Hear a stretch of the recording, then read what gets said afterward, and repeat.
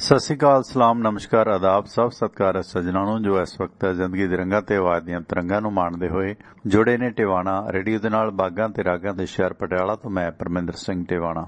ਅੱਜ ਦੇ ਇਸ ਪ੍ਰੋਗਰਾਮ ਦੇ ਵਿੱਚ ਪਹਿਲਾਂ ਥੋੜੀ ਵਿਰਾਸਤ ਦੀ ਗੱਲ ਕਰਾਂਗੇ ਤੇ ਫਿਰ ਗੱਲ ਕਰਾਂਗੇ ਸਿਆਸਤ ਦੀ। ਪਹਿਲਾਂ ਵਿਰਾਸਤ ਦੀ ਗੱਲ ਕਰਦੇ ਹਾਂ ਤੇ ਵਿਰਾਸਤ ਦੀ ਗੱਲਬਾਤ ਦੇ ਵਿੱਚ ਚਰਚਾ ਕਰਾਂਗੇ ਆਪਾਂ ਤਾਂਬੇ ਰੰਗਾ ਮਹੀਨੜਾ ਹਾੜ। ਸੋ ਹਾੜ ਮਹੀਨੇ ਦੇ ਆਖਰੀ ਦਿਨ ਚੱਲ ਰਹੇ ਨੇ, ਦਿਨਕਾ ਦੇ ਪਹਿਰ ਹੀ ਚੱਲ ਰਹੇ ਨੇ ਤੇ ਜਿਸ ਦੌਰਾਨ ਹਾੜ ਮਹੀਨੇ ਦੀ ਵਿਸ਼ੇਸ਼ਤਾ ਧਰਮ, ਸੱਭਿਆਚਾਰ, ਸਮਾਜਿਕ ਜੀਵਨ, ਵਿਆਹਤਾ ਜੀਵਨ ਦੇ ਵਿੱਚ ਕੀ ਆਧਾਰ ਨੇ ਉਸ ਮੁਤਲਕ ਚਰਚਾ ਕਰਾਂਗੇ। ਉਸ ਤੋਂ ਥੋੜੀ ਦੇਰ ਬਾਅਦ ਫਿਰ ਰਾਜਨੀਤਿਕ ਮਾਮਲਿਆਂ ਦੇ ਮਾਹਰ ਤੇ ਵਕਾਲਤ ਨਾਲ ਵਾਬਸਤਾ ਸਾਹ ਸੁਰਿੰਦਰ ਸਿੰਘ ਆਪਣੇ ਨਾਲ ਜੁੜਨਗੇ। ਤੁਸੀਂ ਇਸ ਪ੍ਰੋਗਰਾਮ ਦੇ ਵਿੱਚ ਕਾਲ ਕਰਨੀ ਹੋਵੇ ਤਾਂ 9876 09655 ਆਪਣਾ ਪਟਿਆਲਾ ਸਟੂਡੀਓ ਦਾ ਨੰਬਰ ਹੈ। 9876309655 ਪਟਿਆਲਾ ਸਟੂਡੀਓ ਦਾ ਨੰਬਰ ਹੈ। ਆਪਣੇ ਇਹਨਾਂ ਪ੍ਰੋਗਰਾਮਾਂ ਨੂੰ tiwanaradio.com ਵੈਬਸਾਈਟ ਦੇ ਜ਼ਰੀਏ ਸੁਣਿਆ ਜਾ ਸਕਦਾ ਹੈ। tiwanaradio.com ਵੈਬਸਾਈਟ ਦੇ ਉੱਤੇ ਤੁਹਾਨੂੰ ਸਾਡੇ ਇਹਨਾਂ ਪ੍ਰੋਗਰਾਮਾਂ ਦਾ ਸਮਾਂ ਸਾਰਣੀ ਤੇ ਇਹਨਾਂ ਸਾਡੇ ਵੱਖ-ਵੱਖ ਮਾਧਿਅਮ ਨੇ ਜਿਹੜੇ ਉਹਨਾਂ ਦੇ ਲਿੰਕ, ਮਸਲਨ ਅਮਰੀਕਾ ਦੇ ਵਿੱਚ ਅਗਰ ਇਸ ਪ੍ਰੋਗਰਾਮ ਨੂੰ ਸੁਣਨਾ ਤਾਂ ਤੁਸੀਂ ਡਾਇਲ ਕਰਨਾ ਕਾਲ ਟੂ ਲਿਸਨ ਨੰਬਰ 667 930 9260 667-930-9260 ਉਸ ਨੰਬਰ ਤੇ ਕਾਲ ਕਰਕੇ ਇਸ ਪ੍ਰੋਗਰਾਮ ਨੂੰ ਸੁਣਿਆ ਜਾ ਸਕਦਾ ਹੈ। ਤੇ ਦੂਸਰਾ ਜਿਹੜਾ ਸਾਧਨ ਹੈ ਖਾਸ ਕਰਕੇ ਉਹ ਹੈ ਫੇਸਬੁੱਕ ਅਤੇ YouTube। ਟਿਵਾਣਾ ਰੇਡੀਓ ਦੇ YouTube ਪੇਜ ਤੇ ਇਸ ਵਕਤ ਆਪਾਂ ਲਾਈਵ ਹਾਂ ਤੇ ਇਸ ਮੁਤਲਕ ਉਸ ਪੇਜ ਨੂੰ ਤੁਸੀਂ ਲਾਈਕ, ਸਬਸਕ੍ਰਾਈਬ ਤੇ ਸ਼ੇਅਰ ਕਰਨਾ, ਬੈਲ ਆਈਕਨ ਦਬਾਉਣਾ ਤਾਂ ਜੋ ਪ੍ਰੋਗਰਾਮ ਸ਼ੁਰੂ ਹੁੰਦਿਆਂ ਤੁਹਾਨੂੰ ਬੈਲ ਵੱਜੇ, ਪਤਾ ਲੱਗ ਜੇ ਪ੍ਰੋਗਰਾਮ ਦੀ ਸ਼ੁਰੂਆਤ ਦਾ। ਇੱਕ ਹੋਰ ਮਾਧਿਅਮ ਹੈ ਕਿ ਤੁਸੀਂ ਮੈਨੂੰ ਆਪਣਾ ਨੰਬਰ ਸੈਂਡ ਕਰ ਸਕਦੇ ਹੋ ਜਿਸ ਦੇ ਵਿੱਚ ਗਰੁੱਪ ਐਡਮਿਨ ਮੈਂ ਹੀ ਹੈ। ਤੁਹਾਨੂੰ ਕੋਈ ਫਾਲਤੂ ਮੈਸੇਜ ਕਰਕੇ ਡਿਸਟਰਬੈਂਸ ਨਹੀਂ ਹੋਏਗੀ। ਸਵੇਰੇ ਤੇ ਸ਼ਾਮ ਜਦੋਂ ਪ੍ਰੋਗਰਾਮ ਲਾਈਵ ਹੁੰਦੇ ਨੇ ਉਹ ਪ੍ਰੋਗਰਾਮ ਭੇਜੇ ਜਾਂਦੇ ਨੇ, ਜਾਂ ਰੇਡੀਓ ਮੁਤਲਕ ਕੋਈ ਸਮੇਂ ਦੀ ਚੇਂਜ ਹੈ ਜਾਂ ਕੋਈ ਹੋਰ ਹੈ ਉਹ ਤਾਂ ਤੁਹਾਨੂੰ ਉਹਦੇ ਵਿੱਚ ਡਿਟੇਲ ਭੇਜੀ ਜਾਂਦੀ ਹੈ। ਤੇ ਉਸ ਵਾਸਤੇ ਤੁਸੀਂ 9876 09655 ਮੇਰਾ ਨੰਬਰ ਹੈ, ਜਿਹੜਾ ਆਪਣਾ ਸਟੂਡੀਓ ਨੰਬਰ ਹੈ। ਇਸੇ ਨੰਬਰ ਤੇ ਮੈਸੇਜ ਕਰ ਦਿਓ ਕਿ ਇਸ ਨੂੰ ਗਰੁੱਪ ਦੇ ਵਿੱਚ ਐਡ ਕਰ ਦਿਓ ਤੇ ਉਹ ਬੜਾ ਵਧੀਆ ਤਰੀਕਾ। ਤੁਹਾਨੂੰ YouTube ਤੇ ਜਾ ਕੇ ਲਿੰਕ ਲੱਭਣ ਦੀ ਜ਼ਰੂਰਤ ਨਹੀਂ। ਅਗਲੇ ਪਿਛਲੇ ਸਾਰੇ ਪ੍ਰੋਗਰਾਮ ਤੁਹਾਨੂੰ ਤਰਤੀਬਵਾਰ ਜਿਹੜੇ ਨੇ ਉਸ ਦੇ ਵਿੱਚ ਮਿਲ ਜਾਣਗੇ। ਕਈ ਵਾਰੀ ਮਿਸ ਹੋ ਜਾਂਦਾ ਪ੍ਰੋਗਰਾਮ, ਉੱਪਰ ਨੀਚੇ ਹੋ ਜਾਂਦੇ ਨੇ ਤੇ ਉਹ ਇੱਕ ਵਧੀਆ ਜ਼ਰੀਆ। ਸਦੀਵੀ ਜੁੜੇ ਰਹਾਂਗੇ ਕਿਉਂਕਿ ਪਤਾ ਨਹੀਂ ਹੁੰਦਾ ਕਿ ਕੱਲ ਇੱਥੇ ਅੱਜ ਉੱਥੇ ਬੰਦੇ ਦਾ ਪਤਾ ਨਹੀਂ ਲੱਗਦਾ, ਖਾਸ ਕਰਕੇ ਮੀਡੀਆ ਲਾਈਨ ਦਾ ਤਾਂ, ਕਿਉਂਕਿ ਕਈ ਵਾਰੀ ਸਰੋਤੇ ਲੱਭਦੇ ਰਹਿੰਦੇ ਆ। ਸੋ ਤਰੀਕਾ ਇਹੀ ਹੈ, ਪੰਜਾਬ 'ਚ ਸਾਡੇ ਲਈ ਕੋਈ ਸੇਵਾ ਹੋਵੇ ਤਾਂ ਇਸ ਨੰਬਰ ਤੇ ਕਦੇ ਵੀ ਤੁਸੀਂ ਸੰਪਰਕ, ਬੰਦਾ ਹਾਜ਼ਰ ਤੁਹਾਡੇ ਲਈ। ਖੈਰ, ਸੋ 9876 09655 ਉਹਦਾ ਆਪਣਾ ਟਿਵਾਣਾ ਰੇਡੀਓ ਦੇ 5 ਗਰੁੱਪ ਬਣਾਏ ਨੇ। ਤੁਸੀਂ ਉਹਨਾਂ ਗਰੁੱਪਾਂ ਦੇ ਵਿੱਚ ਵੀ ਸ਼ਾਮਲ ਹੋ ਸਕਦੇ ਹੋ ਅਗਰ ਮੁਨਾਸਬ ਸਮਝੋ, ਜਾਂ ਕੁਝ ਲੋਕ ਜਿਸ ਤਰ੍ਹਾਂ ਮੈਂ ਗਰੁੱਪਾਂ ਦੇ ਵਿੱਚ ਐਡਮਿਨ ਦੇ ਵਿੱਚ ਪਾਏ ਸੀਗੇ। ਇਸ ਦੌਰਾਨ ਕਈ ਲੋਕ ਇਹਨਾਂ ਪ੍ਰੋਗਰਾਮਾਂ ਨੂੰ ਵੱਖ-ਵੱਖ ਮਾਧਿਅਮ, ਮਸਲਨ WhatsApp ਆਪਣੀ ਜਿਹੜੀ ਵੈਬਸਾਈਟ ਹੈ ਜਾਂ YouTube ਹੈ ਜਾਂ ਐਪਸ ਨੇ ਆਈਫੋਨ ਤੇ ਐਂਡਰਾਇਡ ਐਪਸ, ਉਹਨਾਂ ਦੇ ਜ਼ਰੀਏ ਸੁਣਦੇ ਨੇ ਤੇ ਉਹ ਗਰੁੱਪ ਦੇ ਵਿੱਚੋਂ ਬਾਹਰ ਵੀ ਹੋ ਸਕਦੇ ਨੇ, ਛੱਡ ਵੀ ਸਕਦੇ ਨੇ ਗਰੁੱਪ, ਕੋਈ ਦਿੱਕਤ ਨਹੀਂ ਹੈ। ਪਰ ਬਜ਼ੁਰਗਾਂ ਦੇ ਵਾਸਤੇ ਬਹੁਤ ਵਧੀਆ ਤਰੀਕਾ ਕਿਉਂਕਿ ਬਹੁਤ ਸਾਰੇ ਲੋਕਾਂ ਨੂੰ ਵੈਬਸਾਈਟ ਲੱਭਣ ਜਾਂ YouTube ਲੱਭਣ ਦੇ ਵਿੱਚ ਦਿੱਕਤ ਆਉਂਦੀ ਹੈ। ਸੋ ਵਧੀਆ ਤਰੀਕਾ ਕਿ ਇਕੱਲੇ-ਕਾਰੇ ਬੰਦੇ ਜਾਂ ਜਿਹੜੇ ਮੇਰੇ ਵਰਗੇ ਬਾਹਲਾ ਟੈਕਨੀਕਲੀ ਤੇਜ਼ ਨਹੀਂ ਹੈਗੇ ਉਹਨਾਂ ਲਈ ਵਧੀਆ ਕਿ ਤੁਹਾਨੂੰ WhatsApp ਗਰੁੱਪ ਦੇ ਵਿੱਚ ਬੈਠਿਆਂ ਬਿਠਾਇਆ ਸਵੇਰੇ ਸ਼ਾਮ ਪ੍ਰੋਗਰਾਮਾਂ ਦੇ ਲਿੰਕ ਜਾਂ ਖਾਸ ਸੂਚਨਾਵਾਂ, ਅੱਛੀਆਂ ਸੱਭਿਆਚਾਰਕ ਪਰਿਵਾਰਕ ਜਾਣਕਾਰੀਆਂ ਉਸ ਪ੍ਰੋਗਰਾਮ ਦੇ ਵਿੱਚ ਸ਼ੇਅਰ ਕਰੀਦੀਆਂ ਨੇ ਤੇ ਕੋਈ ਹੋਰ ਫਾਲਤੂ ਪੋਸਟ ਨਹੀਂ ਆਉਂਦੀ। ਸੋ ਉਸ ਨੰਬਰ ਦੇ ਨਾਲ ਵੀ ਆਪ ਜੀ ਜੁੜ ਸਕਦੇ ਹੋ। ਤੇ ਸਾਡੇ ਇਹਨਾਂ ਪ੍ਰੋਗਰਾਮਾਂ ਨੂੰ ਸਪਾਂਸਰ ਕੀਤਾ ਉਹਨਾਂ ਸਪਾਂਸਰ ਸਾਹਿਬ ਦਾ ਧੰਨਵਾਦ। ਬੇਕਰਸਫੀਲਡ ਤੋਂ ਬਾਈ ਜੀ ਸੁਖੀ ਘੁੰਮਣ, ਜਿਨ੍ਹਾਂ ਦਾ ਟਰੱਕ ਯੂਨੀਅਨ ਸਕੂਲ, ਤੇ ਇਸ ਦੌਰਾਨ ਸਾਡੇ ਇਹਨਾਂ ਪ੍ਰੋਗਰਾਮਾਂ ਨੂੰ ਸਪਾਂਸਰ ਕੀਤਾ ਬਾਈ ਜੀ ਸੁਖੀ ਘੁੰਮਣ ਬੇਕਰਸਫੀਲਡ ਤੋਂ, ਜਿਨ੍ਹਾਂ ਦਾ ਉੱਥੇ ਯੂਨੀਅਨ ਵਿਲੇਜ ਟਰੱਕ ਸਟਾਪ ਹੈ ਜਿੱਥੇ ਪਹਿਲਾਂ ਟਰੱਕ ਯੂਨੀਅਨ ਸਕੂਲ ਹੁੰਦਾ ਸੀ ਤੇ ਨਾਲ ਉੱਥੇ ਇੰਡੀਅਨ ਰੈਸਟੋਰੈਂਟ ਬਣਿਆ ਜਿੱਥੇ ਤੁਸੀਂ ਭਾਰਤੀ ਤੇ ਵਿਦੇਸ਼ੀ ਖਾਣਿਆਂ ਦਾ ਆਨੰਦ ਲੈ ਸਕਦੇ ਹੋ। ਦੇਸੀ ਘਿਓ ਦੇ ਪਰੌਂਠੇ, ਦਹੀਂ ਦੇ ਨਾਲ ਇਹਨਾਂ ਦੀ ਵਿਸ਼ੇਸ਼ਤਾ ਹੈ। ਇਸ ਤੋਂ ਬਿਨਾਂ ਹੋਰ ਵੀ ਤੁਸੀਂ ਦੇਸੀ ਵਿਦੇਸ਼ੀ ਖਾਣੇ ਉੱਥੇ ਛਕਾ ਸਕਦੇ ਹੋ। ਉੱਥੇ ਟਰੱਕ ਤੋਂ ਆਓ, ਡੀਜ਼ਲ ਪਵਾਓ ਤੇ ਸੁਖੀ ਘੁੰਮਣ ਹੋਰਾਂ ਨੂੰ ਕਾਲ ਮਿਲਾਓ। ਉਸ ਦੇ ਲਈ ਉਹਨਾਂ ਦਾ ਨੰਬਰ ਹੈ 661 304 7500 66130475 00 ਨੰਬਰ ਤੇ ਕਾਲ ਕਰਕੇ ਵੀ ਤੁਸੀਂ ਉਹਨਾਂ ਨਾਲ ਗੱਲਬਾਤ ਕਰ ਸਕਦੇ ਹੋ। ਇਸੇ ਤਰ੍ਹਾਂ ਵਾਸ਼ਿੰਗਟਨ ਦੇ ਵਿੱਚ ਵਾਸ਼ਿੰਗਟਨ ਫਰੇਟ ਸਰਵਿਸ ਹੈ ਜਿਸ ਨੂੰ ਓਨਰ, ਆਪਰੇਟਰ ਤੇ ਡਰਾਈਵਰਾਂ ਦੀ ਜ਼ਰੂਰਤ ਰਹਿੰਦੀ ਹੈ। ਜੇ ਤੁਸੀਂ ਟਰੱਕਿੰਗ ਦੇ ਵਿੱਚੋਂ ਟਰੱਕ ਡਰਾਈਵਰ ਹੋ ਜਾਂ ਓਨਰ ਆਪਰੇਟਰ ਹੋ ਤਾਂ ਸੈਟਲ ਇਲਾਕੇ ਦੇ ਲੋਕਲ ਲੋਡ ਤੁਸੀਂ ਇਹਨਾਂ ਕੋਲੋਂ ਲੈ ਸਕਦੇ ਹੋ। ਲੰਮੇ ਰੂਟਾਂ ਤੇ ਜਾਣ ਤੋਂ ਅਗਰ ਕਤਾਉਂਦੇ ਹੋ ਤਾਂ ਫਿਰ ਲੋਕਲ ਲੋਡ ਵਾਸਤੇ ਵਾਸ਼ਿੰਗਟਨ ਫreight ਸਰਵਿਸ ਨਾਲ ਸੰਪਰਕ ਸਾਧਿਆ ਜਾ ਸਕਦਾ ਹੈ ਤੇ ਤੁਹਾਡੀ ਸਹੂਲਤ ਮੁਤਾਬਕ ਡਿਸਪੈਚ ਵੀ ਅੰਗਰੇਜ਼ੀ ਤੇ ਪੰਜਾਬੀ ਭਾਸ਼ਾ 'ਚ ਤੁਹਾਨੂੰ ਦਿੰਦੇ ਨੇ ਤੇ ਤੁਸੀਂ ਸੰਪਰਕ ਕਰਨਾ ਜਗਦੇਵ ਸਿੰਘ ਸੰਧੂ ਹੋਰਾਂ ਨਾਲ, ਜਿਨ੍ਹਾਂ ਦਾ ਨੰਬਰ ਹੈ 253 266 6924 2532666924 ਤੇ ਗੁਰਵਿੰਦਰ ਸਿੰਘ ਗੈਰੀ ਧਾਲੀਵਾਲ ਹੋਰਾਂ ਦਾ ਨੰਬਰ ਹੈ 206 354 4060 2063544060। ਇਸੇ ਤਰ੍ਹਾਂ ਅੰਟਾਰੀਓ ਪ੍ਰੋਵਿੰਸ ਦੇ ਵਿੱਚ ਹੋਮ ਅਤੇ ਆਟੋ ਇੰਸ਼ੋਰੈਂਸ ਚਾਹੀਦੀ ਹੈ ਤੇ ਤੁਸੀਂ ਸੰਪਰਕ ਕਰਨਾ ਫਿਰ ਭੈਣ ਰਾਣੀ ਮਨਦੀਪ ਕੌਰ ਹੋਰਾਂ ਨਾਲ। ਟੋਰਾਂਟੋ ਦੇ ਵਿੱਚ ਰਹਿੰਦੇ ਨੇ, ਕੈਨੇਡਾ ਨਵੇਂ ਆਇਓ, ਰੀਨਿਊਵਲ ਹੋਣ ਵਾਲੀ ਹੈ ਜਾਂ ਡਰਾਈਵਿੰਗ ਦੇ ਵਿੱਚ ਹੋ ਤਾਂ ਤੁਸੀਂ ਸੰਪਰਕ ਕਰ ਸਕਦੇ ਹੋ ਮਨਦੀਪ ਕੌਰ ਹੋਰਾਂ ਨਾਲ, ਜਿਨ੍ਹਾਂ ਦਾ ਮੋਬਾਈਲ ਨੰਬਰ ਹੈ 647 615 5000 6476155000। ਹੋਮ ਅਤੇ ਆਟੋ ਇੰਸ਼ੋਰੈਂਸ ਲਈ ਹਮੇਸ਼ਾ ਯਾਦ ਰੱਖੋ ਮਨਦੀਪ ਕੌਰ ਜੀ ਦਾ ਨੰਬਰ 647 615 5000। ਇਸੇ ਤਰ੍ਹਾਂ ਅਮਰੀਕਨ ਟੈਕਸ ਫਰਮਾਂ ਦੇ ਵਿੱਚ 5 ਸਾਲ ਦੇ ਕੰਮ ਕਰਨ ਦੇ ਤਜਰਬੇ ਯਾਫਤਾ ਤਰਸੇਮ ਸਿੰਘ ਗਿੱਲ CPA ਅਮਰੀਕਾ ਦੇ ਪੜ੍ਹੇ ਲਿਖੇ ਨੇ, ਨਿਊਜਰਸੀ ਦੇ ਲਾਗੇ ਈਸਟਰਨ ਸਿਟੀ ਪੈਨਸਿਲਵੇਨੀਆ ਵਸਦੇ ਨੇ। 5 ਸਾਲ ਦੇ ਕਰੀਬ ਅਮਰੀਕਨ ਫਰਮਾਂ ਦੇ ਵਿੱਚ ਟੈਕਸ ਫਰਮਾਂ ਦੇ ਵਿੱਚ ਵੱਡੀਆਂ 'ਚ ਕੰਮ ਕੀਤਾ। ਤੁਸੀਂ ਆਪਣੀ ਕੋਈ ਬਿਜ਼ਨਸ ਇੰਡੀਵਿਜੂਅਲ ਵਪਾਰ ਕਾਰੋਬਾਰ ਦੀ ਕੋਈ ਵੀ ਰਿਟਰਨ ਸਰਵਿਸ ਲੈਣੀ ਹੈ ਜਾਂ ਆਪਣੇ ਕਿਸੇ ਰਿਸ਼ਤੇਦਾਰ ਨੂੰ ਅਮਰੀਕਾ ਸੱਦਣਾ, ਇਮੀਗ੍ਰੇਸ਼ਨ ਦਾ ਕੋਈ ਕੇਸ ਅਪਲਾਈ ਕਰਨਾ, green card, work permit, spouse case ਤਾਂ ਸੇਵਾਵਾਂ ਤੁਸੀਂ ਲੈ ਸਕਦੇ ਹੋ। ਤਰਸੇਮ ਸਿੰਘ ਗਿੱਲ ਦਾ ਨੰਬਰ ਹੈ 484 764 9861 484 764 9861। ਤੇ ਇਸ ਦੇ ਨਾਲ ਬਾਈ ਜੀ ਬਲਵੀਰ ਸਿੰਘ ਉਸਮਾਨਪੁਰ ਪਰਿਵਾਰ ਹੈ, ਜਿਨ੍ਹਾਂ ਦੇ ਅਮਰੀਕਾ 'ਚ ਕਈ ਕਾਰੋਬਾਰ ਹੈ। ਵਾਸ਼ਿੰਗਟਨ ਦੇ ਵਿੱਚ ਹੈ ਉਹਨਾਂ ਦਾ ਆਰਲਿੰਗਟਨ ਫਿਊਲ ਸਟਾਪ। ਇਹ ਪੈਂਦਾ ਪਾਇਨੀਅਰ ਈਸਟ ਹਾਈਵੇ ਤੇ 1801 ਪਾਇਨੀਅਰ ਈਸਟ ਹਾਈਵੇ ਐਗਜ਼ਿਟ 208 ਤੇ। ਇੱਥੇ ਤੁਹਾਨੂੰ ਕਾਫੀ ਫ੍ਰੀ ਮਿਲੇਗੀ, ਫ੍ਰੀ ਈਮੇਲ ਫੈਕਸ ਤੇ ਫ੍ਰੀ ਟਰੱਕ ਪਾਰਕਿੰਗ ਫ੍ਰੀ ਮਿਲੇਗੀ। ਟਰੱਕਾਂ ਦਾ ਹੋਰ ਸਾਜੋ ਸਮਾਨ ਸਮੱਗਰੀ ਇੱਥੋਂ ਖਰੀਦ ਸਕਦੇ ਹੋ। ਦੂਜੀ ਲੋਕੇਸ਼ਨ ਹੈ ਇਹਨਾਂ ਦੀ ਕੈਲੀਫੋਰਨੀਆ ਦੇ ਵਿੱਚ ਹੈ, ਲੌਸਟੇਲ ਟਰੈਵਲ ਸੈਂਟਰ 14814 ਅਲੋਮਾ ਸਟਰੀਟ ਲੌਸਟੇਲ। ਉੱਥੇ ਤੁਹਾਨੂੰ ਜਿਹੜੀ ਹੈ ਮਿਲੇਗੀ ਪੰਜਾਬ ਵਾਲੀ ਕੜਕਦਾਰ ਚਾਹ, ਉੱਥੇ ਤੁਹਾਨੂੰ ਪੀਣ ਨੂੰ ਮਿਲੇਗੀ ਫ੍ਰੀ। ਇਸ ਦੇ ਨਾਲ ਉੱਥੇ ਤੁਸੀਂ ਜਿਹੜਾ ਹੈਗਾ ਲਾਂਡਰੀ ਫ੍ਰੀ ਕਰ ਸਕਦੇ ਹੋ ਤੇ ਨਾਲ ਤੁਸੀਂ ਉੱਥੇ ਸ਼ਾਵਰ ਫ੍ਰੀ ਲੈ ਸਕਦੇ ਹੋ ਤੇ 24 ਘੰਟੇ ਟਰੱਕ ਪਾਰਕਿੰਗ ਵੀ ਉੱਥੇ ਫ੍ਰੀ ਹੈ, ਕੋਈ ਦਿੱਕਤ ਨਹੀਂ ਹੈ। ਤੇ ਇਸ ਦੌਰਾਨ ਉੱਥੇ ਲਿਕਰ ਸ਼ਾਪ ਵੀ ਬਣੀ ਹੋਈ ਹੈ।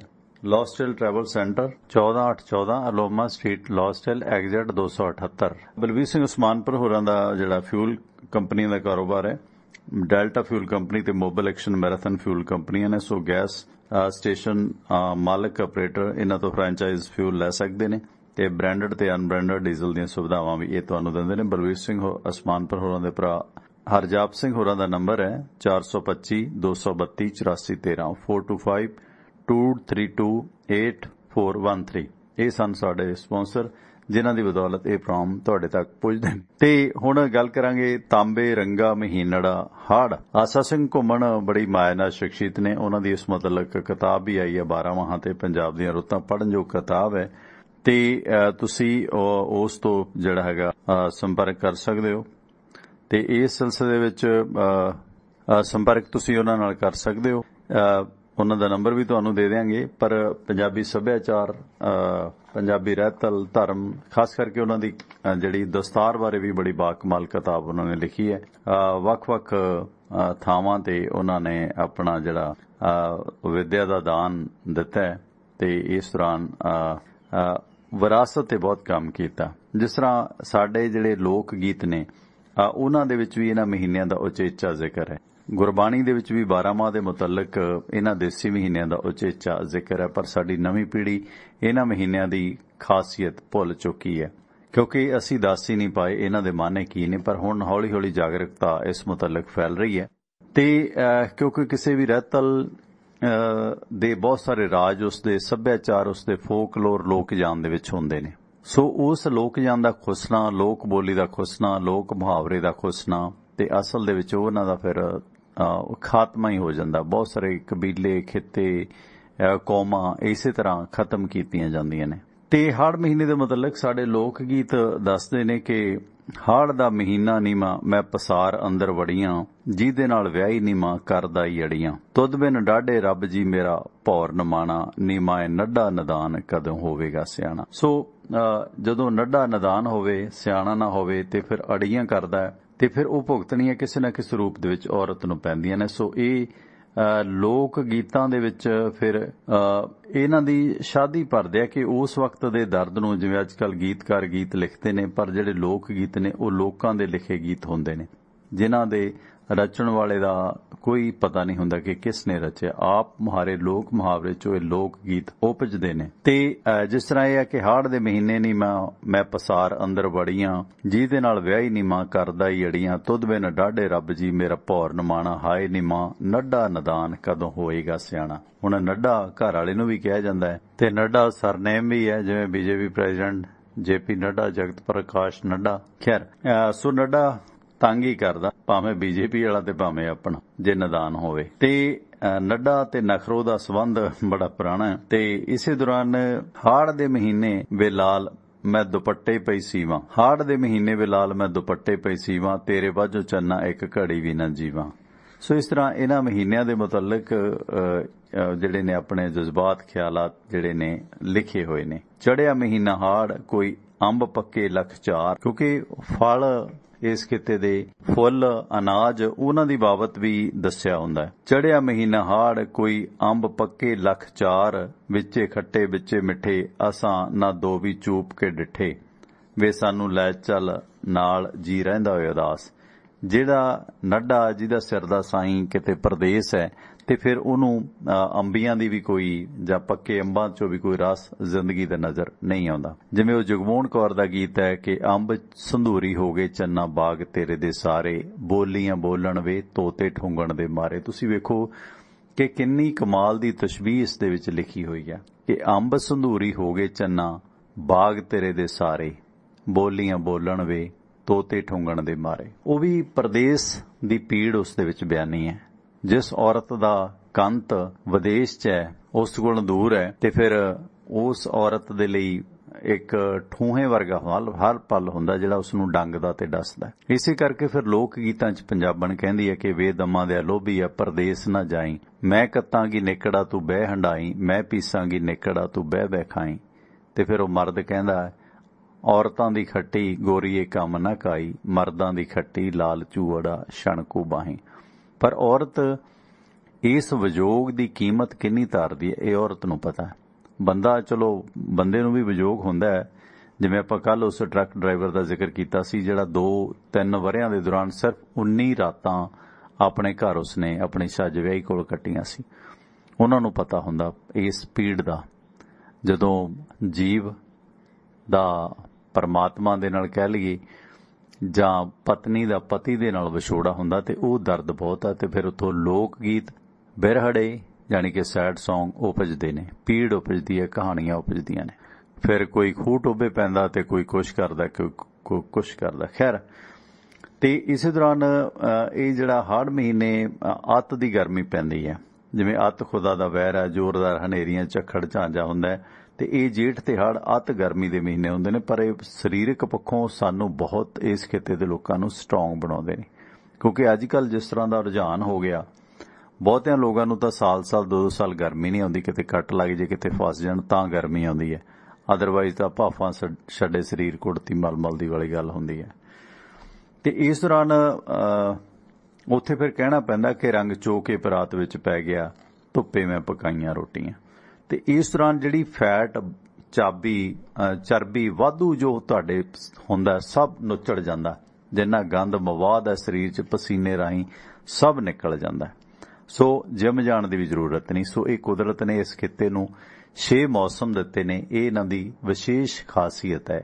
ਇਸੇ ਦੌਰਾਨ ਜਿਹੜੀ ਦੁਨੀਆ ਦੇ ਬਾਕੀ ਖਿੱਤਿਆਂ ਦੇ ਨਾਲੋਂ ਇਸ ਖਿੱਤੇ ਨੂੰ ਖਾਸ ਕਰਕੇ ਪੰਜਾਬ ਨੂੰ 5 ਦਰਿਆਵਾਂ ਦੀ ਧਰਤੀ ਨੂੰ ਇੱਕ ਉਚੇਚੀ ਵਿਲੱਖਣਤਾ ਜਿਹੜੀ ਹੈ ਉਹ ਬਖਸ਼ਦੀ ਹੈ। ਸੋ ਇਸ ਕਰਕੇ ਕਿਤੇ ਨਾ ਕਿਤੇ ਪੰਜਾਬ ਇਹ ਜਿਹੜਾ ਖਿੱਤਾ ਹੈ, ਜਿਸ ਤਰ੍ਹਾਂ ਭਾਵੇਂ ਲੱਖਾਂ ਬਿਮਾਰੀਆਂ ਨੇ, ਪਰ ਫਿਰ ਵੀ ਇਨਸਾਨੀਅਤ ਦੇ ਵਾਸਤੇ ਰਹਿਣ ਪੱਖੋਂ ਇਹ ਬਹੁਤ ਵਧੀਆ ਖਿੱਤਾ ਹੈ। ਇਹਦੇ 'ਚ ਕੋਈ ਦੋ ਰਾਵਾਂ ਨਹੀਂ ਹੈ। ਭਾਵੇਂ ਵਿਸ਼ਵ ਭਰ ਦੇ ਵਿੱਚ ਕਿੰਨੀਆਂ ਬਿਮਾਰੀਆਂ ਹੋਣ ਤੁਸੀਂ ਵੇਖੋ, ਪਰ ਫਿਰ ਵੀ ਪੰਜਾਬ ਸਰਵਾਈਵ ਕਰਦਾ। ਪਰ ਹੁਣ ਗਾਹੇ ਬਗਾਹੇ ਅਸੀਂ ਭਾਵੇਂ ਆਪਣੀ ਅਣਜਾਣਤਾ ਦੇ ਵਸ, ਬੇਗੌਰੀ ਦੇ ਵਸ ਇਸ ਨੂੰ ਖਾਤਮੇ ਵੱਲ ਲਿਆਂਦਾ। ਸੋ ਇਸੇ ਤਰ੍ਹਾਂ ਇਹ ਜਿਹੜਾ ਹਾੜ ਦੀ ਜਿਹੜੀ ਵਾਹੀ ਹੈ ਕਿ ਹਾੜ ਦੀ ਇੱਕ ਸੀ ਸੌਣ ਭਾਦੂ ਦੀਆਂ ਕਿੰਨੀਆਂ ਸੀਆਂ ਦੇ ਬਰਾਬਰ ਹੁੰਦੀ ਹੈ। ਤਾਂ ਹੀ ਕਿਹਾ ਜਾਂਦਾ ਕਿ ਉਹ ਆਪਾਂ ਜ਼ਿਕਰ ਕਰਦੇ ਹੁੰਦੇ ਸੀ ਕਿ ਪੇਕੀ ਨਾ ਸਿਖਾਈਆਂ, ਹਾੜ ਨਾ ਵਾਹੀਆਂ, ਤੇ ਸੌਣ ਨਾ ਚਰਾਈਆਂ, ਤੇ ਤਿੰਨੇ ਅਜਾਈ ਗਈਆਂ। ਸੋ ਜੇਠ ਹਾੜ ਦੀ ਜਿਹੜੀ ਵਾਹੀ ਹੈ ਨਾ, ਜੇਠ ਉਹ ਕਿਤੇ ਨਾ ਕਿਤੇ ਖੇਤ ਨੂੰ ਇੱਕ ਖਾਸ ਕਿਸਮ ਦੀ ਲੈ, ਜਿਵੇਂ ਸੀਵੀਐਸ ਸਾਹਿਬ ਨੇ ਆਖਿਆ ਸੀ ਕਿ ਜਿਹੜੇ ਓੜ ਹੁੰਦੇ ਨੇ, ਸਿਆੜ ਹੁੰਦੇ ਨੇ, ਉਹਨਾਂ ਸਿਆੜਾਂ 'ਚ ਫਿਰ ਰੇਤਾ ਉੱਡ ਪੈਂਦਾ ਤੇ ਉਹ ਭੁਰਭੁਰਾ ਪਾਣਾ ਜਿਹੜਾ ਧਰਤੀ ਦਾ, ਉਹ ਮਤਲਬ ਹਵਾਵਾਂ ਦੇ ਨਾਲ ਜਿਹੜੇ ਤੋਂ ਵਰਨੋਂ ਉੱਡਦੀ ਹੈ, ਉਹ ਇੱਕ ਖਾਸ ਕਿਸਮ ਦੀ ਜਿਹੜੀ ਰਸਾਇਣਕ ਪ੍ਰਕਿਰਿਆ ਵੀ ਹੁੰਦੀ ਹੈ। ਤੇ ਜਿਸ ਤਰ੍ਹਾਂ ਹਾੜ ਦਾ ਜਿਹੜਾ ਇੱਕ ਮੀਂਹ ਹੁੰਦਾ, ਉਹਦੀ ਵੀ ਬੜੀ ਖਾਸੀਅਤ ਹੈ। ਲਿਖਿਆ ਆਸਾ ਸਿੰਘ ਘੁੰਮਣ ਡਾਕਟਰ ਸਾਹਿਬ ਹੋਰਾਂ ਨੇ ਕਿ ਹਾੜ ਦਾ ਇੱਕ, ਸਾਵਣ ਦੇ 2, ਤੇ ਭਾਦੋਂ ਦੇ 3, ਤੇ ਅੱਸੂ ਦੇ 100। ਸੋ ਹਾੜ ਦਾ ਇੱਕੋ ਮੀਂਹ ਬਹੁਤ ਹੁੰਦਾ, ਭਾਦਣ ਦੇ 2, ਜਿਹੜੇ ਸੌਣ ਦੇ 2, ਭਾਦੋਂ ਦੇ 3, ਤੇ ਅੱਸੀ ਦਾ 100। ਸੋ ਇਸ ਕਰਕੇ ਜਿਹੜੀਆਂ ਇਹ ਕਿਹਾ ਜਾਂਦਾ ਕਿ ਹਾੜ ਮਹੀਨੇ ਦੀ ਜਿਹੜੀ ਬਾਰਿਸ਼ ਤੇ ਹਾੜ ਮਹੀਨੇ ਦੀ ਜਿਹੜੀ ਵਹਾਈ ਹੈ, ਉਹ ਖਾਸ ਕਰਕੇ ਭਾਦੋਂ ਤੇ ਅੱਸੂ ਦੀਆਂ ਕਿੰਨੀਆਂ ਸੀਆਂ ਦੇ ਨਾਲੋਂ ਬਿਹਤਰ ਹੁੰਦੀ ਹੈ ਕਿ ਹਾੜ ਦਾ 1, ਸਾਵਣ ਦੇ 2, ਭਾਦੋਂ ਦੇ 3, ਤੇ ਅੱਸੂ ਦੇ 100। ਸੋ ਅੱਸੂ 'ਚ ਭਾਵੇਂ 100 ਵਾਰੀ ਵਾਹ ਲਓ, ਪਰ ਹਾੜ 'ਚ ਜੇ ਇੱਕ ਵਾਰੀ ਜ਼ਮੀਨ ਵਾਹੀ ਹੈ ਨਾ, ਤੇ ਉਹਦੀ ਵੱਖਰੀ ਖਾਸੀਅਤ ਹੈ। ਜਿਸ ਤਰ੍ਹਾਂ ਹਾੜ ਨਾ ਵਾਹੀ ਹਾੜੀ, ਫਿੱਟ ਭੜੂਏ ਦੀ ਦਾੜੀ। ਕਿਉਂਕਿ ਜਿਹੜੀ ਇਸ ਖਿੱਤੇ ਦੀ ਜਿਵੇਂ ਰਬੀ ਤੇ ਖਰੀਫ 2 ਫਸਲਾਂ ਮੰਨੀਆਂ ਜਾਂਦੀਆਂ ਨੇ। ਆਪਣੇ ਪੰਜਾਬੀ 'ਚ ਇਹਨੂੰ ਹਾੜੀ ਤੇ ਸੌਣੀ ਕਹਿੰਦੇ ਨੇ। ਰਬੀ ਤੇ ਖਰੀਫ ਆਮ ਉਰਦੂ ਦਾ ਲਫ਼ਜ਼ ਹੈ, ਰਬੀ ਤੇ ਖਰੀਫ। ਹਿੰਦੀ 'ਚ ਵੀ ਇਹੀ ਬੋਲਿਆ ਜਾਂਦਾ ਹੈ। ਤੇ ਪਰ ਪੰਜਾਬੀ 'ਚ ਇਹ ਜੁੜਿਆ ਮਹੀਨਿਆਂ ਦੇ ਨਾਲ, ਹਾੜੀ ਤੇ ਸੌਣੀ। ਹਾੜੀ ਤੋਂ ਹਾੜ ਤੇ ਸੌਣ ਤੋਂ ਸੌਣੀ। ਇਹ ਹਾੜੀ ਸੌਣੀ 2 ਫਸਲਾਂ ਦੀ ਇੱਕ ਵੰਡ ਹੈ ਇਸ ਮਹੀਨੇ ਦੀ, ਇਹ ਵੀ ਖਾਸੀਅਤ ਹੈ। ਸੋ ਹਾੜ ਨਾ ਵਾਹੀ ਹਾੜੀ ਤੇ ਫਿੱਟ ਭੜੂਏ ਦੀ ਤਾੜੀ। ਇਹਨੂੰ ਹੋਰ ਅਖਾਣਾਂ 'ਚ ਵੀ ਕਿਹਾ ਕਿ ਝੂਮਰ ਨਾ ਤਾੜੀ, ਫਿੱਟ ਭੜੂਏ ਦੀ ਦਾੜੀ। ਕਿ ਜੇ ਤੁਸੀਂ ਨਾ ਝੂਮਰ ਪਾ ਸਕਦੇ ਹੋ, ਨਾ ਤੁਹਾਨੂੰ ਤਾੜੀ ਮਾਰਨੀ ਆਉਂਦੀ, ਤੇ ਤੁਹਾਡੇ ਦਾੜੀ ਆਈ ਦਾ ਵੀ ਕੋਈ ਫਾਇਦਾ ਨਹੀਂ, ਦਾੜੀ ਫੁੱਟੀ ਦਾ ਵੀ। ਕੋਈ ਜਵਾਨੀ ਦਾ ਜਦੋਂ ਜੋਸ਼ ਆਉਂਦਾ ਤੇ ਫਿਰ ਪੱਬਾਂ ਭਾਰ ਨੱਚਦਾ ਹਰ ਬੰਦਾ, ਭਾਵੇਂ ਕਮਜ਼ੋਰ ਹੀ ਹੋਵੇ। ਸੋ ਝੂਮਰ ਨਾ ਤਾੜੀ, ਜਿਹਨੂੰ ਨਾ ਝੂਮਰ ਨਾ ਤਾੜੀ ਆਉਂਦੀ ਹੈ, ਤੇ ਫਿਰ ਫਿੱਟ ਭੜੂਏ ਦੀ ਦਾੜੀ, ਫਿਰ ਉਹਦੇ ਦਾੜੀ ਮੁੱਛਾਈ ਦਾ ਵੀ ਕੋਈ ਫਾਇਦਾ ਨਹੀਂ। ਇਸੇ ਤਰ੍ਹਾਂ ਜੇ ਹਾੜ ਨਾ ਵਾਹੀ ਹਾੜੀ, ਤੇ ਫਿਰ ਫਿੱਟ ਭੜੂਏ ਦੀ ਦਾੜੀ। ਹਾੜ ਸੋ ਜੋ ਹਾੜ ਵਾਹੇ, ਹਾੜੀ ਸੋ ਜੋ ਹਾੜ ਵਾਹੇ।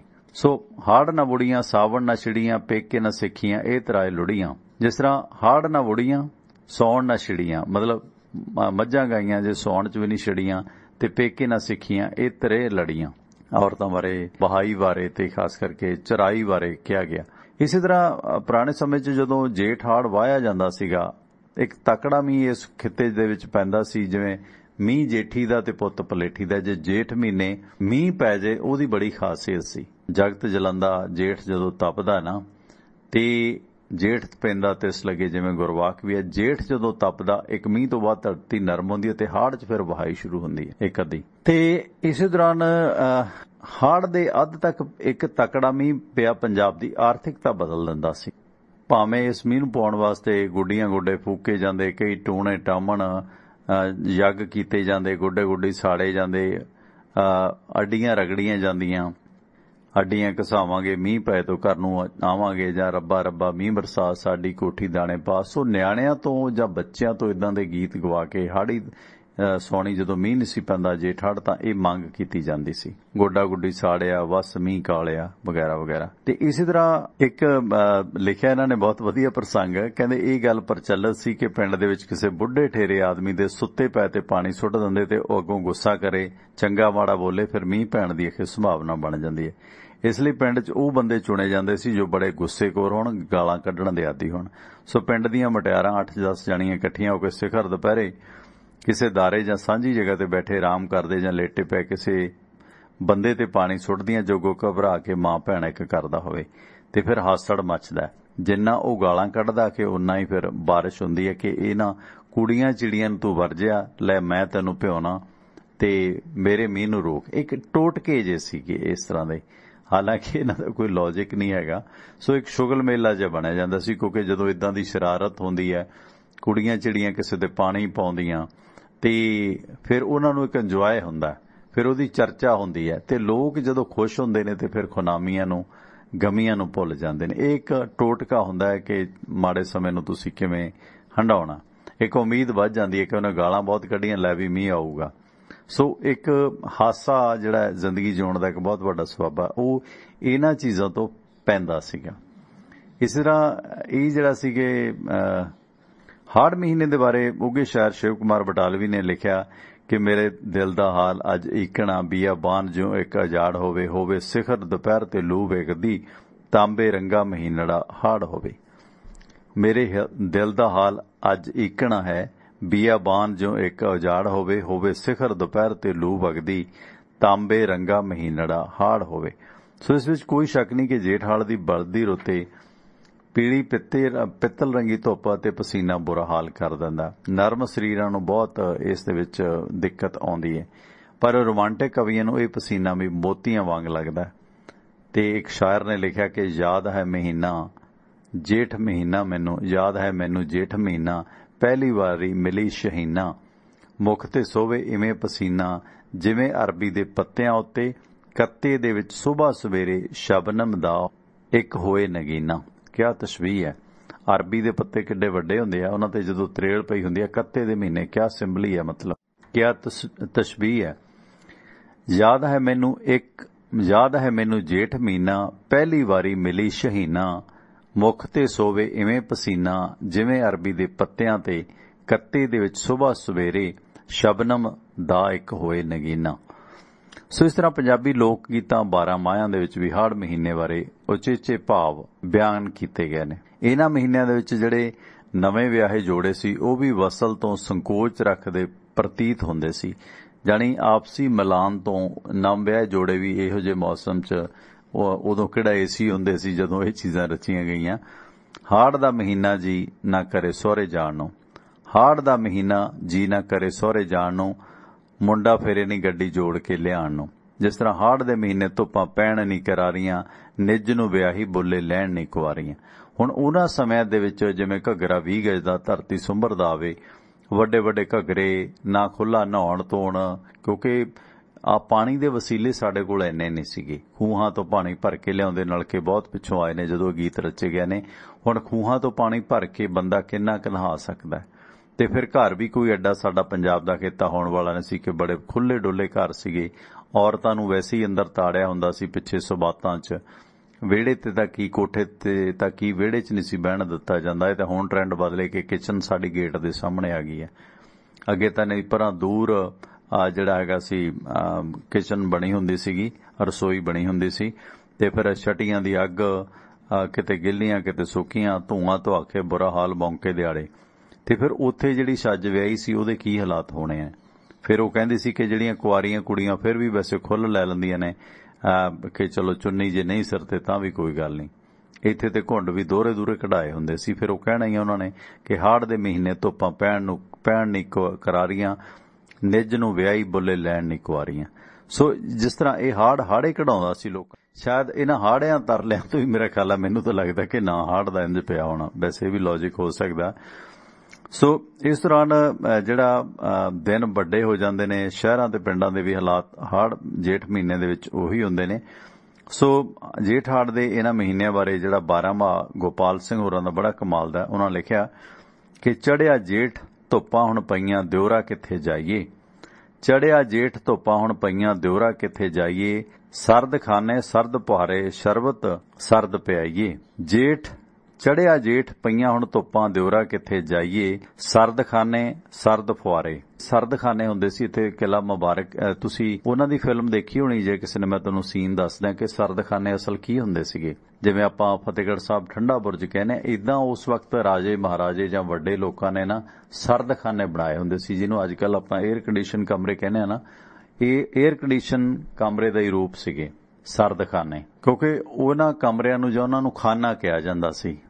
ਜਿਵੇਂ ਗੁਸਲਖਾਨਾ ਹੋ ਗਿਆ, ਵਾਸ਼ਰੂਮ ਨੂੰ ਕਿਹਾ ਜਾਂਦਾ ਗੁਸਲਖਾਨਾ। ਇਸ ਤਰ੍ਹਾਂ ਜਿੱਥੇ ਠੰਡਕ ਸੀ, ਇਹ ਸਰਦਖਾਨੇ ਬੌਲੀਆਂ ਤੇ ਵੀ ਬਣੇ ਹੁੰਦੇ ਸੀ ਕਿ ਹੇਠਾਂ ਖੂਹ, ਉੱਪਰ ਕਮਰੇ ਬਣਾ ਕੇ ਪਾਣੀ ਦੇ ਲਾਗੇ ਬੌਲੀਆਂ ਬਣੇ। ਤੁਸੀਂ ਕਿਤੇ ਪਟਿਆਲਾ ਸਰਹੰਦ ਰੋਡ ਤੇ ਜਾਓ ਤਾਂ ਸਰਹੰਦ ਦੇ ਨੇੜੇ ਜਾ ਕੇ ਉਹ ਬਹੁਤ ਵਧੀਆ ਲਾਲ ਰੰਗ ਕੀਤਾ ਹੋਇਆ ਉਹਨੂੰ, ਉਹ ਇਸ ਤਰ੍ਹਾਂ ਖੂਹ ਦੇ ਵਿੱਚ ਬੌਲੀ ਬਣੀ ਹੋਈ ਹੈ ਤੇ ਉਹਦੇ ਆਲੇ ਦੁਆਲੇ ਮਤਲਬ ਮਿੱਟੀ ਦੇ ਵਿੱਚ ਹੀ ਡੂੰਘਾ ਖੂਹ ਹੈ ਤੇ ਉਹਦੇ ਸਾਈਡਾਂ ਤੇ ਜਿਹੜਾ ਹੈਗਾ ਜਿਵੇਂ ਬੌਲੀ ਹੁੰਦੀ ਹੈ ਕਮਰੇ ਬਣਾਏ ਹੋਏ ਨੇ, ਚੁਬਾਰੇ ਬਣੇ ਨੇ ਬਹੁਤ ਸੋਹਣੇ।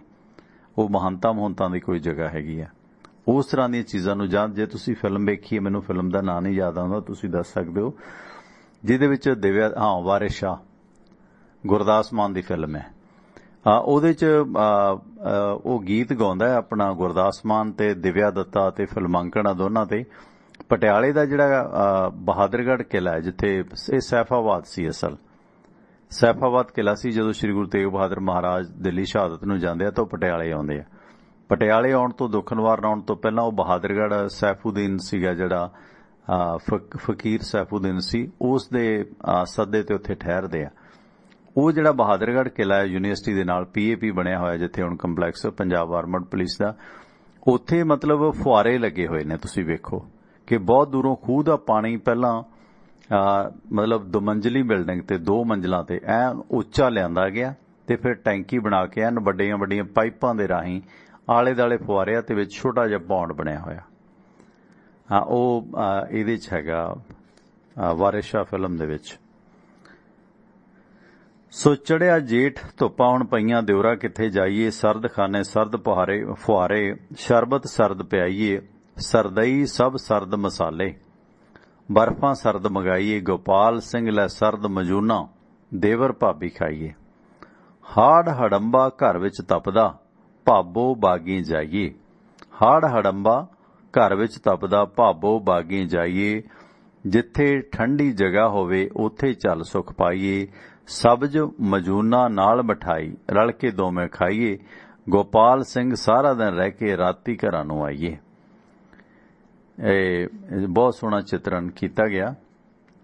ਇਸ ਦੇ ਵਿੱਚ ਕੋਈ ਸ਼ੱਕ ਸੁਭਾਅ ਨਹੀਂ ਕਿ ਕੁਦਰਤ ਵੱਲੋਂ ਜਿਹੜੇ ਬਖਸ਼ੇ ਦਿਮਾਗ ਨੇ ਉਸ ਦੇ ਨਾਲ ਮਨੁੱਖ ਨੇ ਇਹਨਾਂ ਗਰਮੀਆਂ ਸਰਦੀਆਂ ਦਾ, ਇਹਨਾਂ ਹਨੇਰੀਆਂ ਝੱਖੜਾਂ ਦਾ ਬਚਾਅ ਕਰਨਾ ਸਿੱਖਿਆ। ਤੇ ਇਸ ਦੌਰਾਨ ਇਸ ਰੁੱਤ ਦੀਆਂ ਜਿਹੜੀਆਂ ਚਾਨਣੀਆਂ ਰਾਤਾਂ ਨੇ ਉਹਨਾਂ ਦੇ ਵਿੱਚ ਅਨੋਖੇ ਫੁਆਰੇ, ਬੰਨ ਸੁਵੰਨੀਆਂ ਮਣੀਆਂ, ਸੀਤਲਾਂ, ਚੰਦਨਾਂ ਦੀ ਵਰਤੋਂ ਕਰਦੇ ਨੇ। ਤੇ ਇਸ ਦੇ ਵਿੱਚ ਜਿਹੜਾ ਇਹਨਾਂ ਦਿਨਾਂ ਦੇ ਵਿੱਚ ਜਿਸ ਤਰ੍ਹਾਂ ਸਨ ਸਟ੍ਰੋਕ, ਹੀਟ ਸਟ੍ਰੋਕ ਦੇ ਕਾਰਨ ਗਰੀਬ ਮਾਰੇ ਜਾਂਦੇ ਨੇ, ਜਿਵੇਂ ਕਹਿੰਦੇ ਕਿ ਆਵੇ ਹਨਾਲ ਤੇ ਮਰੇ ਕੰਗਾਲ, ਤੇ ਆਵੇ ਸਿਆਲ ਤੇ ਮਰੇ ਕੰਗਾਲ। ਸੋ ਪਰ ਪੰਜਾਬੀ ਦੇ ਕੁਝ ਗ੍ਰੰਥਾਂ ਦੇ ਵਿੱਚ ਜੇਠ ਮਹੀਨੇ ਨੂੰ ਕੁੱਲ ਵਾਧੇ ਪੱਖੋਂ ਕਲਿਆਣੀ ਮੰਨਿਆ ਗਿਆ, ਜਾਣੀ ਕਿ ਜਿਹੜਾ ਤੁਹਾਡੀ ਨਸਲਾਂ ਦਾ, ਫਸਲਾਂ ਦਾ ਵਾਧਾ, ਉਸ ਪੱਖੋਂ ਇਹ ਹਾੜ ਮਹੀਨਾ ਬਹੁਤ ਕਲਿਆਣਕਾਰੀ ਹੈ। ਇਹਦਾ ਕਾਰਨ ਇਹ ਹੈ ਕਿ ਹਾੜੀ ਦੀ ਫਸਲ ਘਰ ਆਉਣ ਕਰਕੇ ਕਿਸਾਨਾਂ ਕੋਲ 4 ਪੈਸੇ ਹੁੰਦੇ ਨੇ, ਕੰਮਕਾਰ ਤੋਂ ਵਿਹਲ ਕਾਫੀ ਹੁੰਦੀ ਹੈ। ਭਾਵੇਂ ਕਿ ਗਰਮੀ ਵਾਲਾ ਮੌਸਮ ਹੁੰਦਾ ਪਰ ਅਗਲੇ 2 ਮਹੀਨੇ ਜਾਣੀ ਕਿ ਭਾਦੋਂ ਦੇ ਬਰਸਾਤੀ ਮਹੀਨੇ ਹੋਣ ਕਰਕੇ ਫਿਰ ਵੀ ਜਿਹੜਾ ਇਹ ਠੀਕ ਸਮਝਿਆ ਜਾਂਦਾ। ਸੋ ਸਾਉਣ ਤੇ ਭਾਦੋਂ ਦੇ ਵਿੱਚ ਮੀਂਹ ਕਰਕੇ ਵਿਆਹ ਸ਼ਾਦੀ ਕਾਰਜ ਔਖੇ ਹੋ ਜਾਂਦੇ ਨੇ, ਉਹਨੇ ਦਿਨੀ ਜਿਹੜੇ ਕਿਸਾਨੀ ਦੇ ਰੁਝੇਵੇਂ ਵੱਧ ਜਾਂਦੇ ਨੇ। ਪਰ ਫਸਲਾਂ ਦੀ ਜ਼ਰਾਅਤ ਪੱਖੋਂ ਜਿਸ ਤਰ੍ਹਾਂ ਅੱਤ ਦੀ ਗਰਮੀ ਪੈਂਦੀ ਹੈ ਤੇ ਇਹ ਇਸ ਖਿੱਤੇ ਨੂੰ ਇੱਕ ਨਵੀਂ ਜ਼ਿੰਦਗੀ ਬਖਸ਼ਦਾ ਹੈ, ਸਰੀਰ ਦੇ ਵਾਸਤੇ ਇਹ ਜਿਹੜੀ ਹਰਾਰਤ ਵੀ ਪੈਦਾ ਕਰਦਾ ਹੈ। ਸੋ ਹਾੜ ਦਾ ਮਹੀਨਾ ਵਿੱਚ ਖੇਤੀ ਦੇ ਕੰਮਕਾਜ ਸ਼ੁਰੂ ਹੋ ਜਾਂਦੇ ਨੇ, ਜਿਵੇਂ ਮੱਕੀ, ਚਰੀ, ਬਾਜਰੇ, ਜਵਾਰੇ ਲਈ ਖੇਤ ਤਿਆਰ ਹੁੰਦੇ ਨੇ। ਇਹਨਾਂ ਦੀ ਬਿਜਾਈ ਦੇ ਸਿਲਸਿਲਾ ਹੁੰਦਾ ਹੈ ਕਿਉਂਕਿ ਬਾਜਰਾ ਇਸ ਖਿੱਤੇ ਦੀਆਂ ਮੁੱਖ ਫਸਲਾਂ ਕਦੇ ਰਹੀਆਂ ਨੇ, ਕੋਦਰਾ ਇਸ ਖਿੱਤੇ ਦੀ ਮੁੱਖ ਫਸਲ ਰਹੀ ਹੈ। ਚਰੀਆਂ, ਬਾਜਰੇ ਇਸ ਤਰ੍ਹਾਂ ਦਾ ਜਿਹੜਾ ਖਾਸ ਕਰਕੇ ਗੁਆਰੇ। ਤੇ ਇਸ ਦੌਰਾਨ ਜੇ ਹਾੜ ਦੇ ਮਹੀਨੇ ਕਿਤੇ ਵਰਖਾ ਪੈ ਜੇ ਨਾ ਤੇ ਫਿਰ ਬੜਾ ਸ਼ੁਭ ਮਹੀਨਾ, ਇਹ ਕਲਿਆਣਕਾਰੀ ਮੰਨਿਆ ਜਾਂਦਾ ਕਿ ਹਾੜ ਮਹੀਨੇ ਵਰਖਾ ਹੋਈ, ਹਾਲੀ ਨਾ ਘਰ ਰਹਿੰਦਾ ਕੋਈ, ਸਾਵਣੀ ਸਾਰੀ ਜਾਂਦੀ ਬੋਈ। ਸੋ ਹਾੜ ਮਹੀਨੇ ਵਰਖਾ ਹੋਈ, ਹਾਲੀ ਨਾ ਘਰ ਰਹਿੰਦਾ ਕੋਈ, ਸੌਣੀ ਸਾਰੀ ਜਾਂਦੀ ਬੋਈ। ਸੋ ਜੇਠ ਦੇ ਮਹੀਨੇ ਜਿੱਥੇ ਕਣਕ ਗਾਉਣ ਤੇ ਤਪਸ਼ ਲਈ ਜ਼ਰੂਰਤ ਹੁੰਦੀ ਹੈ, ਉੱਥੇ ਹਾੜ ਮਹੀਨਾ ਬਰਸਾਤ ਦੀ ਬੜੀ ਜ਼ਰੂਰਤ ਹੁੰਦੀ ਹੈ, ਕਿਉਂਕਿ ਹਾੜ ਦੇ ਵਿੱਚ ਮੀਂਹ ਪੈਣ ਨਾਲ ਸੌਣੀ ਬੜੀ ਭਰਮੀ ਲੱਗਦੀ ਹੈ। ਜਿਵੇਂ ਫਿਰ ਜੇਠ ਤਾਏ ਤੇ ਹਾੜ ਵਸਾਏ, ਉਸ ਮੁਲਕ ਦੇ ਕਾਲ ਕਿਉਂ ਨੇੜੇ ਆਏ। ਮਸਲਨ ਕਿ ਜੇਠ ਜੇ ਤਪਦਾ ਤੇ ਹਾੜ ਚ ਵਸਦਾ ਫਿਰ ਉਸ ਮੁਲਕ ਚ ਕਦੇ ਕਾਲ ਨਹੀਂ ਪੈਂਦਾ। ਸੋ ਜਿਸ ਤਰ੍ਹਾਂ ਹਾੜ ਮਹੀਨੇ ਜਿਹੜੀ ਭਾਵੇਂ ਪਿਛਲੇ ਪੱਖ ਬਾਰਿਸ਼ ਹੋਈ ਹੈ, ਪਹਿਲਾਂ ਵੀ ਚਲੋ ਹੋਈ ਹੈ ਥੋੜੀ ਬਹੁਤੀ, ਕਈ ਵਾਰੀ ਤਾਂ ਸਾਰਾ ਹਾੜ ਸੁੱਕਾ ਹੀ ਲੰਘ ਜਾਂਦਾ, ਉਦੋਂ ਫਿਰ ਕਿਤੇ ਨਾ ਕਿਤੇ ਫਸਲਾਂ ਨਾ ਜਿਹੜੀਆਂ ਉਹ ਰੜ ਜਾਂਦੀਆਂ ਨੇ। ਬਹੁਤ ਸਾਰੀ ਬਨਸਪਤੀ ਹੈ ਜਿਹੜੀ ਉਹ ਸੁੱਕ ਜਾਂਦੀ ਹੈ, ਜਿਹੜੇ ਫਲਾਂਦਾਰ ਬੂਟੇ ਜਾਂ ਹੋਰ ਨੇ ਫਲ ਫੁੱਲ ਕਮਲਾ ਜਾਂਦੇ ਨੇ, ਜਾਨਵਰਾਂ ਵਾਸਤੇ ਘਾਹ ਜਾਂ ਤਿੜਾ ਆਦਿ ਸਭ ਖਤਮ ਹੋ ਜਾਂਦਾ। ਸੋ ਜੇਠ ਤਾਏ ਹਾੜ ਵਸਾਏ, ਉਸ ਮੁਲਕ ਦੇ ਕਾਲ ਕਿਉਂ ਨੇੜੇ ਆਏ। ਜੇ ਕਿਤੇ ਅੱਧ ਹਾੜ ਦੇ ਵਿੱਚ ਆ ਕੇ ਮੀਂਹ ਪੈ ਜੇ ਤੇ ਕਿਆਈ ਬਾਤਾਂ, ਉਹ ਕਹਿੰਦੇ ਆ ਨਾ ਫਿਰ ਬਰਸੇ ਹੱਦ ਹਾੜ ਤੇ ਭਰੇ ਭੰਡਾਰ। ਜੇ ਹਾੜ ਕਿਤੇ ਸੁੱਕਾ ਪੈ ਜਾਏ ਤਾਂ ਸਮਝੋ ਕਾਲ ਪਿਆ। ਤੇ ਇਸ ਕਰਕੇ ਹਾੜ ਤੇ ਪੰਜਾਬ ਦੀ ਜਿਹੜੀ ਜ਼ਰਾਇਤ ਹੈ, ਖੇਤੀ ਹੈ, ਉਹ ਬਹੁਤ ਮੁਨੱਸਰ ਕਰਦੀ ਹੈ। ਤੇ ਇਸ ਦੌਰਾਨ ਜਿਹੜਾ ਭਾਵੇਂ ਸ਼ਹਿਰੀ ਲੋਕ ਨੇ ਜਿਹੜੇ ਉਹ ਇਸ ਤਰ੍ਹਾਂ ਸਰਦ ਚੀਜ਼ਾਂ ਦਾ ਇਸਤੇਮਾਲ ਕਰਦੇ ਨੇ, ਸਰਦ ਖਾਨਿਆਂ 'ਚ ਰਹਿੰਦੇ ਨੇ, ਸਰਦ ਮਜੂਨ ਖਾਂਦੇ ਨੇ, ਪਰ ਆਮ ਲੋਕਾਂ ਦੇ ਵਾਸਤੇ ਜਿਹੜੇ ਇਸ ਖਿੱਤੇ ਦੇ ਵਿੱਚ ਕਈ ਫਲ ਹੁੰਦੇ ਸੀ, ਜਿਵੇਂ ਫੁੱਟਾਂ ਹੁੰਦੀਆਂ ਸੀ, ਕੱਕੜੀਆਂ ਹੁੰਦੀਆਂ ਸੀ, ਜਾਂ ਖੀਰੇ ਹੁੰਦੇ ਸੀ, ਬੰਗੇ ਹੁੰਦੇ ਸੀਗੇ, ਉਹਨਾਂ ਦੀ ਆਮਦ ਹੋ ਜਾਂਦੀ ਹੈ। ਹੁਣ ਬੰਗਾ ਲੋਪ ਹੋ ਚੁੱਕੀ ਚੀਜ਼ ਹੈ, ਖੀਰੇ ਦਾ ਪਿਓ ਹੈ ਬੰਗਾ ਅਸਲ ਦੇ ਵਿੱਚ। ਇਸੇ ਤਰ੍ਹਾਂ ਜਿਹੜਾ ਹਾੜ ਮਹੀਨੇ ਦੇ ਆਖਰੀ ਦਿਨਾਂ ਤੱਕ, ਕਿਉਂਕਿ ਸੌਣ ਦੀ ਆਮਦ ਹੈ, ਹਰਮੰਦਰ ਸਾਹਿਬ ਤੇ ਹੋਰ ਸਿੱਖ ਧਾਰਮਿਕ ਸਥਾਨਾਂ ਦੇ ਵਿੱਚ ਮਲਹਾਰ ਰਾਗ ਦੇ ਵਿੱਚ ਕੀਰਤਨ ਹੁੰਦਾ ਹੈ। ਹਾੜ ਮਹੀਨੇ ਮਲਹਾਰ ਰਾਗ ਜਿਹੜਾ ਹਿੰਦੁਸਤਾਨ ਦੀ ਰਵਾਇਤ ਅਨੁਸਾਰ ਦੇਰ ਸ਼ਾਮ ਤੇ ਸਵੇਰੇ ਸਾਜਰੇ ਗਾਇਆ ਜਾਣ ਵਾਲਾ ਰਾਗ ਹੈ ਮਲਹਾਰ, ਪਰ ਬਰਸਾਤ ਦੇ ਦਿਨਾਂ 'ਚ ਕਦੇ ਵੀ ਗਾਇਆ ਜਾ ਸਕਦਾ ਹੈ। ਖਾਸ ਕਰਕੇ ਹਾੜ ਮਹੀਨੇ ਇਹ ਸਵੇਰੇ ਸ਼ਾਮ ਠੰਡਕ ਦੇ ਵਕਤ ਗਾਇਆ ਜਾਂਦਾ ਹੈ। ਇਹ ਰਾਗ ਹੁਲਾਸ ਅਤੇ ਉਤਸ਼ਾਹਤ ਮੂਡ ਵਾਲਾ ਰਾਗ ਹੈ, ਕਿਉਂਕਿ ਬਰਸਾਤ ਨਾਲ ਤਨ ਮਨ ਧਨ ਤੇ ਬਨਸਪਤੀ ਮੌਲਦੀ ਅਤੇ ਫੁੱਲ ਖਿੜਦੇ ਨੇ। ਜਾਣੀ ਸਾਵਣ 'ਚ ਤਾਂ ਇਸ ਰਾਗ ਨੂੰ ਮਲਹਾਰ ਨੂੰ ਗਾਇਆ ਹੀ ਜਾਂਦਾ ਹਿੰਦੁਸਤਾਨ ਦੀ ਰਵਾਇਤ ਅਨੁਸਾਰ, ਗੁਰਬਾਣੀ 'ਚ ਵੀ, ਪਰ ਇਸ ਮਹੀਨੇ ਹਾੜ ਦੇ ਆਖਰੀ ਪੱਖ ਜਿਹੜਾ ਦਰਬਾਰ ਸਾਹਿਬ ਦੇ ਵਿੱਚ ਜਾਂ ਹੋਰ ਧਾਰਮਿਕ ਸਿੱਖ ਸਥਾਨਾਂ ਤੇ ਮਲਹਾਰ ਰਾਗ ਦੇ ਵਿੱਚ ਸਵੇਰੇ ਸ਼ਾਮ ਕੀਰਤਨ ਹੁੰਦਾ ਹੈ। ਇਹਨਾਂ ਦਿਨਾਂ ਦੇ ਵਿੱਚ ਇੰਦਰ ਦੇਵਤਾ ਜੋ ਬਾਰਿਸ਼ ਨਾਲ ਸੰਬੰਧਿਤ ਦੇਵਤਾ ਮੰਨਿਆ ਜਾਂਦਾ ਹੈ, ਕਿਉਂਕਿ ਇਹ ਮੇਘ ਮਾਲਕ ਹੈ, ਇਸ ਦੀ ਪੂਜਾ ਉਚੇਚੀ ਇੰਦਰ ਦੀ ਪੂਜਾ ਹੁੰਦੀ ਹੈ। ਇਸ ਕਰਕੇ ਇੰਦਰ ਦੇਵਤਾ ਨੂੰ ਮਨਾਉਣ ਦੇ ਲਈ ਤਰ੍ਹਾਂ ਤਰ੍ਹਾਂ ਦੇ ਯੱਗ ਕਰਦੇ ਨੇ। ਮੰਨਿਆ ਜਾਂਦਾ ਕਿ ਜਦੋਂ ਇਹ ਰੁੱਤਾਂ ਨੇ ਘਰ ਜਿਹੜੀਆਂ ਨੇ ਘੜੀਆਂ ਗਈਆਂ, ਇਹ ਰੁੱਤਾਂ ਅਖੇ ਇੰਦਰ ਦੇਵਤਾ ਨੇ ਬਣਾਈਆਂ ਨੇ, ਜੋ ਹਿੰਦੂ ਮੈਥੋਲੋਜੀ ਦੱਸਦੀ ਹੈ। ਜਦੋਂ ਉਹ ਰੁੱਤਾਂ ਬਣਾ ਰਿਹਾ ਸੀ ਤੇ ਉਹਨਾਂ ਦਿਨਾਂ ਦੇ ਵਿੱਚ ਐਂਦਰ ਨਾਂ ਦੀ ਇੱਕ ਪਰੀ ਨੂੰ ਉਹ ਪਿਆਰ ਕਰਦਾ ਸੀਗਾ। ਕਿਹਾ ਜਾਂਦਾ ਕਿ ਰੁੱਤਾਂ ਰੰਗ ਰੂਪ ਸੁਭਾਅ ਤੇ ਸੀਰਤ ਉਸਨੇ ਐਂਦਰ ਦੀਆਂ ਮੁਦਰਾਵਾਂ ਤੇ ਉਹਨਾਂ ਦੇ ਚਿਹਰੇ ਦੇ ਹਾਵਾਂ ਭਾਵਾਂ ਤੋਂ ਲੈ ਕੇ ਸਿਰਜੀਆਂ ਨੇ। ਜਦੋਂ ਉਹ ਹੱਸੀ ਤਾਂ ਰੁੱਤ ਬਹਾਰ ਬਣੀ, ਕਾਮੀ ਨਜ਼ਰ ਤੱਕੀ ਤਾਂ ਅੰਗਿਆਰ ਬਣੀ। ਸੋ ਇਸੇ ਤਰ੍ਹਾਂ ਜਿਹੜੀਆਂ ਰੁੱਤਾਂ ਜਿਸ ਤਰ੍ਹਾਂ ਬਹਾਰਾਂ ਦੀ ਜਾਂ ਅੰਗਿਆਰਾਂ ਦੀ, ਇਹ ਸਭ ਕੁਦਰਤ ਦਾ ਵਰਤਾਰਾ, ਪਰ ਇਸ ਨੂੰ ਇੰਦਰ ਦੀ ਪ੍ਰੇਮਿਕਾ ਸੀ ਜਿਹੜੀ ਐਂਦਰ, ਉਹਦੇ ਨਾਲ ਜੋੜ ਕੇ ਵੇਖਿਆ ਗਿਆ ਕਿ ਜਿਸ ਤਰ੍ਹਾਂ ਉਹਨਾਂ ਦਾ ਹਾਵ ਭਾਵ ਸੀ, ਗੁੱਸੇ ਵਾਲੇ ਭਾਵ ਸੀਗੇ ਜਾਂ ਦੂਸਰੇ ਭਾਵ ਸੀਗੇ, ਉਸ ਤਰ੍ਹਾਂ ਇੰਦਰ ਨੇ ਇਹ ਜਿਹੜੇ ਮਹੀਨੇ ਨੇ ਘੜੇ ਨੇ। ਹਾਲਾਂਕਿ ਇੱਕ ਕੁਦਰਤੀ ਵਰਤਾਰਾ, ਪਰ ਹਿੰਦੂ ਮੈਥੋਲੋਜੀ ਇਸ ਨੂੰ ਇੰਦਰ ਤੇ ਉਸ ਦੀ ਪ੍ਰੇਮਿਕਾ ਐਂਦਰ ਦੇ ਸਵਾਂਗ ਨਾਲ ਜੋੜਦੀ ਹੈ।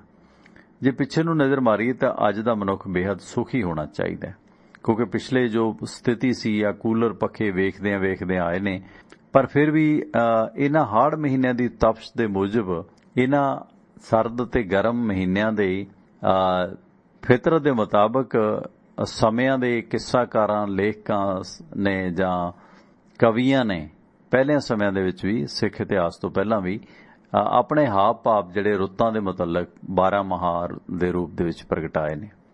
ਪਰ ਸ੍ਰੀ ਗੁਰੂ ਗ੍ਰੰਥ ਸਾਹਿਬ ਦੇ ਵਿੱਚ ਵੀ ਜਿਸ ਤਰ੍ਹਾਂ 12 ਮਾਹ ਰਚੇ ਗਏ ਨੇ, ਸ੍ਰੀ ਗੁਰੂ ਨਾਨਕ ਦੇਵ ਜੀ ਪਹਿਲੀ ਪਾਤਸ਼ਾਹ ਨੇ ਹਾੜ ਮਹੀਨੇ ਨੂੰ ਵੀ ਭਲਾ ਹੀ ਜਾਣਿਆ, ਕਿਉਂਕਿ ਉਹ ਜਿਸ ਤਰ੍ਹਾਂ ਕੁਦਰਤ ਦਾ ਜਿਹੜਾ ਸਤਿਕਾਰ ਕਰਦੇ ਲੋਕ ਨੇ, ਕਿਉਂਕਿ ਸਿੱਖੀ ਦਾ ਜਿਹੜਾ ਅਸੂਲ ਹੈ ਉਹ ਕੁਦਰਤ ਤੇ ਖੜਾ ਹੈ। ਸਿੱਖਾਂ ਦਾ ਜਿਹੜਾ ਰੱਬ ਹੈ, ਕਾਦਰ ਹੈ, ਉਹ ਕੁਦਰਤ ਵਿੱਚ ਵਸਦਾ।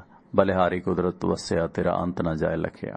ਤੇ ਇਸੇ ਤਰ੍ਹਾਂ ਕੁਦਰਤ ਦੇ ਹਰ ਰੂਪ ਨੂੰ ਜਿਹੜਾ ਹੈਗਾ ਸਲਾਮ ਕੀਤਾ ਗਿਆ, ਸਿਜਦਾ ਕੀਤਾ ਗਿਆ ਸਿੱਖ ਫਲਸਫੇ ਦੇ ਵਿੱਚ। ਗੁਰੂ ਨਾਨਕ ਸਾਹਿਬ ਆਪਣੇ ਵਾਕ ਦੇ ਵਿੱਚ ਫਰਮਾਉਂਦੇ ਨੇ ਕਿ ਅਸਾੜ ਭਲਾ ਸੂਰਜ ਗਗਨ ਤਪੇ, ਧਰਤੀ ਦੁਖ ਸਹਿ, ਸੋਖੇ ਅਗਨ ਪਖੇ, ਅਗਨ ਰਸ ਸੋਖੈ, ਮਰਿਆ ਤੋਖੈ, ਪੀ ਸੋ ਕਰਤ ਨਹਾਰੇ, ਰਥ ਫਿਰ ਛਾਇਆ ਤਨ ਤਾਕੇ, ਟੇਂਡ ਲਵੇ ਮੰਜ ਬਾਰੇ, ਅਵਗੁਣ ਬਾਤ ਚਲੀ ਦੁਖ ਆ ਗਿਆ ਸੁਖ, ਤੇ ਸੱਚ ਸੰਭਾਲੇ ਨਾਨਕ ਜਿਨ ਕੋ ਇਹ ਮਨ ਕੀਆ, ਮਰਨ ਜੀਵਨ ਪ੍ਰਭ ਨਾਲੇ। ਸੋ ਇਹ ਮਰਨ ਜੀਵਨ ਪ੍ਰਭ ਦੀਆਂ ਇਹ ਰੰਗ ਨੇ, ਉਹਦੀਆਂ ਖੇਡਾਂ ਨੇ। ਇਸੇ ਤਰ੍ਹਾਂ ਸ੍ਰੀ ਗੁਰੂ ਅਰਜਨ ਦੇਵ ਪਾਤਸ਼ਾਹ ਦਾ ਜਿਹੜਾ ਪੰਚਮ ਪਾਤਸ਼ਾਹ ਦਾ ਜੋ 12 ਮਾਹ ਹੈ, ਉਹਨਾਂ ਦੇ ਵਿੱਚ ਵੀ ਇਹੀ ਕੁਦਰਤ ਦੀ ਭਾਵਨਾ ਨੂੰ ਸਪਸ਼ਟ ਕੀਤਾ ਗਿਆ ਕਿ ਅਸਾੜ ਤਪਾਂਦਾ ਤਿਸ ਲੱਗਿਆ। ਇਹਨੂੰ ਹਾੜ ਨੂੰ ਅਸਾੜ ਕਿਹਾ ਗਿਆ ਗੁਰਬਾਣੀ ਦੇ ਵਿੱਚ, ਅਸਾੜ ਕਿ ਅਸਾੜ ਤਪਾਂਦਾ ਤਿਸ ਲਾਗੇ, ਹਰਨਾ ਜਨ ਕੇ ਪਾਸ, ਜਗ ਜੀਵਨ ਪੁਰਖ ਤਿਆਗ ਕੇ, ਮਾਨਸ ਸੰਧੀ ਆਸ। कि ये जिहड़ी गर्मी सर्दी जां तप जिहड़ा तपंदा जां ठारदा मौसम है, ये उन्हां नूं लगदा जिन्हां दे पास हरी जां रब दी बख्शिश नहीं है, जो उस दी रजा च रहिंदे ने, जो वैसे ये भी देखो कि जे शरीर तुहाडा तंदरुस्त है, तुहानूं गर्मी सर्दी का कोई फर्क नहीं पैंदा। जे तुसीं कमजोर हो, सोहल हो, फिजिकल काम नहीं है तुहाडा, सरीरक काम नहीं है, किसी इस तरह के शोभे नाल जुड़े हो जिसते सरीरक मुशक्कत की जरूरत नहीं, फिर तुहाडीआं चीकां निकलणगीआं। अदरवाइज गर्मी च भी तुसीं वेखो कि लोग किन्ना इंजॉय करते हैं गर्मी नूं भी, बिना एक्सरसाइज कीते शरीर फुੱਲ वर्गा हौला हो जाता। ते निठ के पसीना आया होवे, शरीर तुहाडा फिट है, कोई कही कोई चलाई होवे, वाक कीती होवे, उस तो बाद नहा नू के शरीर हौला फुੱਲ उडू उडू करदा, बंदा पब्बां भार उड्डिया फिरदा। सो ये तुहाडे मन की दशा ते दिशा ते मुनसर करदा है। सो जिहड़े उस रब दी रजा दे विच रहिंदे ने जां जिंदगी च सैटिस्फाई ने, ते उन्हां नूं फिर की हाड़ ते की जेठ। सो पंचम पातशाह फरमाउंदे ने कि असाड़ तपांदा तिस लगे हर ना जिना पास, जग जीवन पुरख त्याग के मन संदी आस। दोए पाए वगुचिया गल पाइया जम की फास, जिहा बीजे सोलणे मत्थे जो लिखियास। रैण विहाणी पछताणी उठ चली गई निरास, जिनको साथ भेटिया सो दरगाहे होए खलास। कर कृपा प्रभ अपनी तेरे दर्शन होए प्यास, प्रभ तुझ बिन दूजा को नहीं नानक की अरदास। असाड़ सुहांदा तिस लगे जिस मन हर चरण निवास। मतलब पहले महावाक च फरमाया कि असाड़ तपांदा तिस लगे हर ना जिन्ना पास। अखीर दे विच फरमाया कि असाड़ सुहांदा तिस लगे जिन मन हर चरण निवास, जिन्हां दा मन हरी च अपने परमेश्वर दे चरनां दे विच है। सो ये जदों तुसीं सैटिस्फाई हो जांदे हो कि घाटा पै गया कोई नहीं, प्रभु दी लीला है, वाधा हो गया तां भी हंकार नहीं, गरूर नहीं, प्रभु दी लीला, ते फिर तुसीं उसदी इक रजा दे विच हो जांदे, सैटिस्फाई हो जांदे। तुसीं रब नूं मनदे हो जां नहीं, ये भी कोई जरूरी नहीं हैगा। ਜਿਹੜੇ ਲੋਕ कई नास्तिक लोगों ਨੂੰ ਮਿਲੇ ਆ, ਉਹ ਦੱਸਦੇ ਨੇ ਆਪਣੀ ਜ਼ਿੰਦਗੀ ਦਾ, ਜਾਂ ਉਹਨਾਂ ਦੀਆਂ ਬੁੱਕਸ ਪੜ੍ਹਦੇ ਆ, ਕਿਤਾਬਾਂ ਉਹਨਾਂ ਦੇ ਲੇਖਣੀ ਪੜ੍ਹਦੇ ਆ, ਉਹ ਆਪਣੀ ਜ਼ਿੰਦਗੀ 'ਚ ਬਹੁਤ ਸੈਟੀਸਫਾਈ ਨੇ। ਮਤਲਬ ਸੈਟੀਸਫੈਕਸ਼ਨ ਹੈ, ਜਿਵੇਂ ਧਰਮ ਦੇ ਵਿੱਚ ਹੈ ਕਿ ਮਨ ਜੀਤੇ ਜਗ ਜੀਤ। ਜੇ ਤੁਸੀਂ ਮਨ ਜਿੱਤ ਲਿਆ ਸਮਝੋ ਜਗ ਜਿੱਤ ਲਿਆ। ਜੇ ਤੁਸੀਂ ਭਾਵੇਂ ਨਾਸਤਕ ਵੀ ਹੋ, ਭਾਵੇਂ ਰੱਬ ਨੂੰ ਜਾਂ ਉਸ ਚੀਜ਼ ਨੂੰ ਨਹੀਂ ਵੀ ਮੰਨਦੇ, ਜੇ ਤੁਸੀਂ ਇਸ ਥਿਉਰੀ ਨੂੰ ਸਮਝ ਗਏ ਹੋ ਕਿ ਜ਼ਿੰਦਗੀ ਦਾ ਅਸਲ ਸੱਚ ਕੀ ਹੈ, ਕਿਸੇ ਦਾ ਹੱਕ ਮਾਰਨਾ ਕਿੰਨਾ ਮਾੜਾ ਆ, ਤੇ ਫਿਰ ਉਹ ਤੁਹਾਡੀ ਸੈਟੀਸਫੈਕਸ਼ਨ ਉਹੀ ਆ ਰੱਬ ਨੂੰ ਪਾਉਣ ਵਾਲੀ।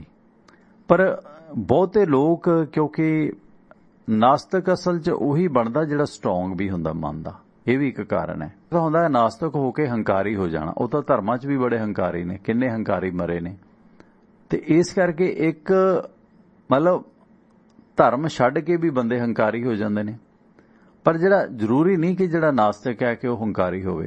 बहुत सारे लोग ने वो रब नूं पा चुके ने, इन्हां पखंडां तो भी उच्चे ने।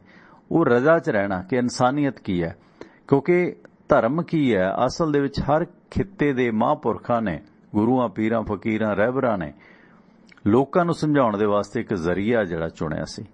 उहदे विच किते डरावा भी है, किते थोड़ा लालच भी है। जिवें फरीद साहब नूं उहदी मां शक्कर गुड़ दा जिहड़ा सारा सिलसिला सीगा। खैर, पर जदों तुसीं उस रब दी रजा ते सैटिस्फाई हो गए, फिर फरीदा शक्कर खंड नवात गुड़ माखियो माझा दुध, सभे बस्तां मिठियां रब न पूजण तुध। ते इसे तरह हाड़ दे महीने जिथे कोल कूकू करदी है ते मलाप लई लुचदी है, उत्थे पपीहा जिहड़ा बंबीहा स्वाति बूंद नूं तरसदा है। ते कहंदे ने कि चातरक नूं आम बरखा दीआं बूंदां नाल तृप्ति नहीं हुंदी, सो स्वाति बूंद जो योग समय ते डिगदी है उस दे लई ओह तड़फदा है। ज्योतिष के अनुसार हाड़ दे चानण पक्ष ਦੀਆਂ ਸਾਰੀਆਂ ਤਿਥਾਂ ਨੂੰ ਸਵਾਤੀ ਯੋਗ ਹੁੰਦਾ ਹੈ।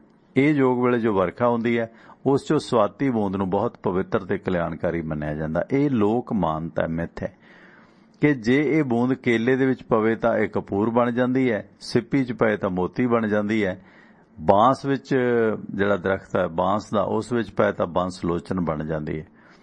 ਭਾਈ ਗੁਰਦਾਸ ਜੀ ਅਨੁਸਾਰ ਜੇ ਸਵਾਤੀ ਬੂੰਦ ਸੱਪ ਦੇ ਮੂੰਹ ਦੇ ਵਿੱਚ ਪਵੇ ਤਾਂ ਜ਼ਹਿਰ ਬਣ ਜਾਂਦੀ ਹੈ। ਤੁਸੀਂ ਵੇਖੋ ਇਹ ਮੁਨਸਰ ਕਰਦਾ ਕਿ ਉਹ ਕੇਲੇ 'ਚ ਪਈ ਤਾਂ ਕਪੂਰ ਬਣ ਗਈ, ਸਿੱਪੀ 'ਚ ਪਈ ਤਾਂ ਮੋਤੀ ਬਣ ਗਈ, ਹੀਰਾ ਬਣ ਗਈ, ਬਾਂਸ ਵਿੱਚ ਪਈ ਤਾਂ ਬੰਸ ਲੋਚਨ ਬਣ ਗਈ, ਪਰ ਜੇ ਸੱਪ ਦੇ ਮੂੰਹ 'ਚ ਪਈ ਤਾਂ ਜ਼ਹਿਰ ਬਣ ਗਈ। ਭਾਈ ਗੁਰਦਾਸ ਅਨੁਸਾਰ ਕਿ ਸਮਰਸ ਵਰਸੇ ਸਵਾਤ ਬੂੰਦ ਜਿਉ ਸਭਨੀ ਥਾਈ, ਜਿਉ ਕੇਲੇ ਵਿੱਚ ਕਪੂਰ ਹੋਏ ਸੀਤਲ ਸੁਖਦਾਈ, ਮੋਤੀ ਹੋਵੇ ਸਿੱਪ ਮੂੰਹ ਬਹੁ ਮੋਲ ਮਲਾਈ, ਬਿਸੀਅਰ ਦੇ ਮੂੰਹ ਕਾਲਕੁੱਟ, ਚਿਤਵੇ ਬੁਰਿਆਈ। ਸੋ ਇਹ ਜਾਣ ਸਕਣਾ ਬਹੁਤ ਔਖਾ ਕਿ ਇਹ ਤੱਥ ਵਿਗਿਆਨਕ ਕਿੰਨੀ ਕੁ ਸੱਚਾਈ ਹੈ, ਪਰ ਇਹ ਪ੍ਰਤੱਖ ਹੈ ਕਿ ਪੁਰਾਣੇ ਵਿਦਵਾਨਾਂ ਦੀ ਤੇ ਗੁਰੂਆਂ ਪੀਰਾਂ ਦੀ, ਸ਼ਾਇਰਾਂ ਦੀ, ਸਾਹਿਤਕਾਰਾਂ ਦੀ ਤੇ ਆਪਣੇ ਆਲੇ ਦੁਆਲੇ ਦੇ ਵਿੱਚ ਤੇ ਕੁਦਰਤ ਦੇ ਵਰਤਾਰਿਆਂ ਦੇ ਵਿੱਚ ਕਿੰਨੀ ਦਿਲਚਸਪੀ ਸੀ, ਕੁਦਰਤੀ ਜੀਵਾਂ ਦੇ ਸੁਭਾਅ ਨੂੰ ਜਾਣਨ ਦੀ ਕਿੰਨੀ ਜਿਗਿਆਸਾ ਸੀ। ਵੈਸੇ ਹੁਣ ਸੱਪ ਦੇ ਮੂੰਹ ਦੇ ਵਿੱਚ ਜ਼ਹਿਰ ਬਣਨਾ, ਸਾਇੰਸ ਤਾਂ ਇਸ ਨੂੰ ਹੋਰ ਤਰ੍ਹਾਂ ਮੰਨਦੀ ਹੈ, ਉਹ ਸਵਾਤੀ ਬੂੰਦ ਦੇ ਨਾਲ ਨਹੀਂ ਜੋੜਦੀ। ਪਰ ਧਰਮ ਦਾ ਆਪਣਾ, ਕਿਉਂਕਿ ਧਰਮ ਦੇ ਵਿੱਚ ਲੌਜਿਕ ਜਿਹੜਾ ਸਾਇੰਸ ਦੇ ਆਧਾਰ ਤੇ ਨਹੀਂ ਹੁੰਦਾ, ਉਹ ਸਿਰਫ ਇੱਕ ਵਿਸ਼ਵਾਸ ਦੇ ਆਧਾਰ ਤੇ ਹੁੰਦਾ। ਸਾਇੰਸ ਆਪਣੇ ਸਾਇੰਟੀਫਿਕ ਵੇ ਨਾਲ ਇਸ ਨੂੰ ਪਰਖਦਾ। ਜਿਵੇਂ ਹੁਣ ਕੋਇਲ ਹੈ ਕਿ ਕਾਲੀ ਕੋਇਲ ਤੂੰ ਕਿਤ ਗੁਣ ਕਾਲੀ, ਆਪਣੇ ਪ੍ਰੀਤਮ ਕੇ ਹੋਂ ਬਿਰਹਾ ਜਾਲੀ, ਕਿ ਆਪਣੇ ਪ੍ਰੀਤਮ ਦੇ ਵਿਯੋਗ ਦੇ ਵਿੱਚ ਤੂੰ ਕਾਲੀ ਹੋਈ ਹੈ। ਪਰ ਅਸਲ 'ਚ ਜਿਹੜੀ ਫੀਮੇਲ ਕੋਇਲ ਹੈ ਤਾਂ ਕਾਲੀ ਨਹੀਂ ਹੈ, ਜਿਹੜੀ ਮੇਲ ਕੋਇਲ ਹੈ ਉਹ ਕਾਲੀ ਹੈ। ਜਿਹੜੀ ਫੀਮੇਲ ਕੋਇਲ ਹੈ ਉਹ ਦਿਸਦੀ ਵੀ ਬਹੁਤ ਘੱਟ ਹੈ, ਇਹ ਵੀ ਇਤਫਾਕ ਹੈ।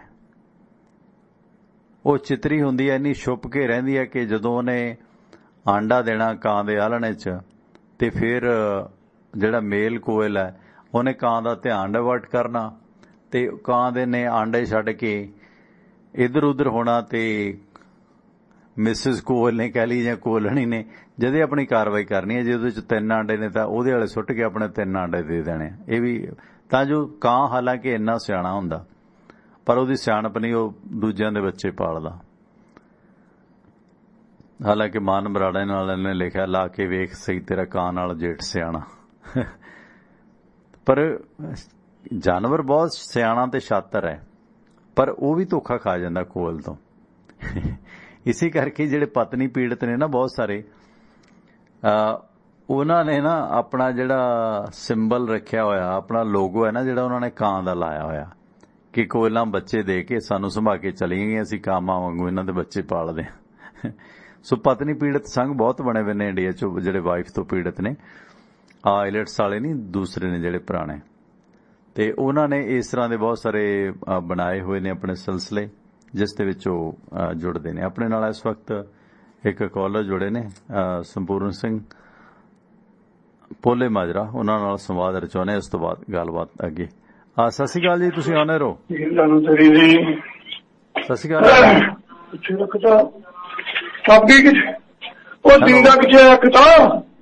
ਹੈਲੋ, ਅੱਛਾ, ਕਾਲ ਆਵਾਜ਼ ਨਹੀਂ ਆ ਰਹੀ, ਮਾਫੀ ਚਾਹੁੰਦੇ। ਤੇ ਇਸ ਦੌਰਾਨ ਇਹ ਕੁਦਰਤ ਦੇ ਵਿੱਚ ਕਈ ਸਾਰੀਆਂ ਚੀਜ਼ਾਂ ਨੇ, ਧਰਮ ਦੇ ਵਿੱਚ ਕਈ ਸਾਰੀਆਂ ਚੀਜ਼ਾਂ ਨੇ ਜਿਨ੍ਹਾਂ ਨੂੰ ਸਾਇੰਸ ਦੀ ਕਸਵੱਟੀ ਤੇ ਨਹੀਂ ਪਰਖਿਆ ਜਾ ਸਕਦਾ, ਪਰ ਫਿਰ ਵੀ ਸਿੱਖੀ ਦੇ ਵਿੱਚ ਬਹੁਤ ਸਾਰੇ ਇਸ ਤਰ੍ਹਾਂ ਦੇ ਫੈਕਟ ਨੇ ਜਿਨ੍ਹਾਂ ਨੂੰ ਤੁਸੀਂ ਮੁਨਕਰ ਨਹੀਂ ਹੋ ਸਕਦੇ।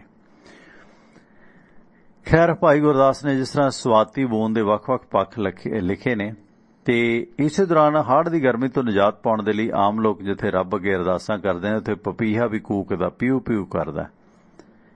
ਤੇ ਸੰਵੇਦਨਸ਼ੀਲ ਇਨਸਾਨ ਇਸ ਦੀ ਪੁਕਾਰ ਤੋਂ ਪ੍ਰਭਾਵਿਤ ਹੋਏ ਬਿਨਾਂ ਨਹੀਂ ਰਹਿ ਸਕਦਾ। ਗੁਰੂ ਨਾਨਕ ਦੇਵ ਜੀ ਨੇ ਦਾ ਕਵੀ ਮਨ ਇਸ ਪਹੀਏ ਨੂੰ ਮੁਖਾਤਬ ਹੁੰਦਾ, ਪੁਕਾਰਦਾ ਕਿ ਬੰਬੀਹਾ ਜਿਸਨੂੰ ਤੂੰ ਪੁਕਾਰਦਾ, ਤਿਸਨੇ ਲੋਚੇ ਸਭ ਕੋਏ, ਆਪਣੀ ਕਿਰਪਾ ਕਰ ਵਸੀ ਵਣ ਤ੍ਰਿਣ ਹਰਿਆ ਹੋਏ। ਪਰੰਤੂ ਇਹ ਸੱਚ ਹੈ ਕਿ ਬਿਰਥੀ ਨਾ ਜਾਏ ਜਨ ਕੀ ਅਰਦਾਸ, ਤੇ ਪਪੀਹੇ ਦੀ ਪੁਕਾਰ ਜਾਰੀ ਹੈ। ਤੇ ਆਖਰ ਜਿਹੜਾ ਹੈਗਾ ਅੰਮ੍ਰਿਤ ਵੇਲੇ ਜਿਸ ਤਰ੍ਹਾਂ ਮੀਂਹ ਵਰਸਾਉਣ ਦੀ ਬੇਨਤੀ ਕਰਦਾ, ਤੇ ਆਖਰ ਉਹ ਅਰਦਾਸ ਪੂਰੀ ਹੁੰਦੀ ਹੈ। ਬੰਬੀਹਾ ਅੰਮ੍ਰਿਤ ਵੇਲੇ ਬੋਲਿਆ ਤਾਂ ਦਰ ਸੁਣੀ ਪੁਕਾਰ, ਮੇਘੇ ਨੋ ਫਰਮਾਨ ਹੁਆ ਵਸੇ ਕਿਰਪਾ ਤਾਰ, ਮੇਘੇ ਨੋ ਫਰਮਾਨ ਹੁਆ ਵਸੇ ਕਿਰਪਾ ਤਾਰ। ਸ਼ਲੋਕ ਮਹੱਲਾ 3 ਸ੍ਰੀ ਗੁਰੂ ਗ੍ਰੰਥ ਸਾਹਿਬ ਦੇ ਵਿੱਚ ਇਹ ਦਰਜ ਹੈ। ਇਸੇ ਤਰ੍ਹਾਂ ਜਦੋਂ ਔੜ ਲੱਗ ਜਾਂਦੀ ਹੈ ਤੇ ਫਿਰ ਲੋਕ ਬੜੇ ਦੁਖੀ ਹੋਏ ਨੇ। ਉੱਚਾ ਹੋ ਗਿਆ ਅੰਬਰ ਦਾ ਰਾਜਾ, ਤੇ ਜਲ ਵਿੱਚ ਰੋਣ ਮੱਛੀਆਂ। ਇਹ ਮਤਲਬ ਕਿੱਡੀ ਸੋਹਣੀ ਮਤਲਬ ਬੋਲੀ ਲਿਖੀ ਗਈ ਹੈ, ਉੱਚਾ ਹੋ ਗਿਆ ਅੰਬਰ ਦਾ ਰਾਜਾ, ਜਲ ਵਿੱਚ ਰੋਣ ਮੱਛੀਆਂ। ਸੋ ਇਸ ਕਰਕੇ ਜਿਹੜੀ ਹਾੜ ਦੀ ਗਰਮੀ ਹੈ, ਉਸ ਦੇ ਬਹੁਤ ਸਾਰੇ ਪੱਖ ਨੇ ਜੋ ਪੰਜਾਬ ਦੀ ਰਹਿਤਲ ਦੇ ਵਿੱਚ ਜਿਹੜਾ ਆਪਣਾ ਇੱਕ ਖਾਸ ਕਸ਼ਿਸ਼ ਰੱਖਦੇ ਨੇ। ਤੇ ਇਸੇ ਦੌਰਾਨ ਜਿਸ ਤਰ੍ਹਾਂ ਅਮਰੂਦ ਹੈ ਜਾਂ ਬਿੱਲ ਹੈ ਜਾਂ ਹੋਰ ਬਹੁਤ ਸਾਰੇ ਫਲ ਨੇ, ਉਹਨਾਂ ਨੂੰ ਹਾੜ ਦੀ ਗਰਮਾਇਸ਼, ਖਾਸ ਕਰਕੇ ਅੰਬਾਂ ਨੂੰ, ਮਤਲਬ ਤੁਸੀਂ ਅੰਬ ਵੇਖੋ ਕਿ ਜਿੱਧਰ ਐਨ ਬਾਅਦ ਦੁਪਹਿਰ ਐਨ ਤਪਦਾ ਸੂਰਜ ਹੈ, ਅੰਬ ਉਸ ਪਾਸਿਓਂ ਹੀ ਪੱਕਦਾ। ਜਿੱਧਰ ਛਾਂ ਹੋ ਜਾਂਦੀ ਹੈ ਤੇ ਉਧਰ ਅੰਬ ਦਾ ਰੰਗ ਪਲੱਤਣ ਤੇ ਨਹੀਂ ਹੁੰਦਾ।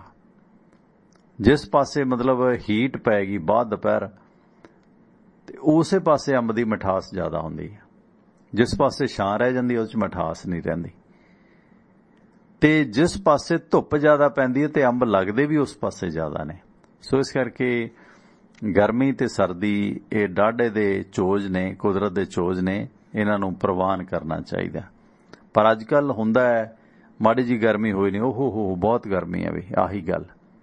ਗਰਮੀਆਂ ਗੁਰਮੀਆਂ ਹੁਣ ਕਿਹੜੀਆਂ, ਗਰਮੀਆਂ ਉਦੋਂ ਸੀ ਜਦੋਂ ਸਾਡੇ ਕੋਲ ਸਾਧਨ ਨਹੀਂ ਸੀ, ਗਰੀਬੀ ਗੁਰਬਤ ਸੀ, ਉਹੀ ਫਿਰ ਖਜੂਰੀ ਪੱਖੀਆਂ ਤੇ ਉਹੀ ਸਾਰਾ ਸਿਲਸਿਲਾ।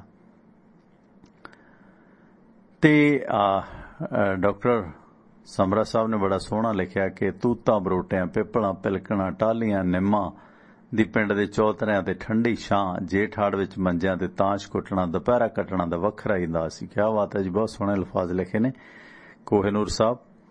ਤੇ ਕੈਨੇਡਾ ਦੇ ਵਿੱਚ ਕੋਲਡ ਰੂਮ ਬਣਾਇਆ ਜਾਂਦਾ ਜੋ ਬਿਨਾਂ ਏਸੀ ਤੋਂ ਏਸੀ ਨਾਲੋਂ ਵੀ ਜ਼ਿਆਦਾ ਠੰਡਾ ਰਹਿੰਦਾ, ਡਾਕਟਰ ਸਮਰਾ ਲਿਖਦੇ ਨੇ।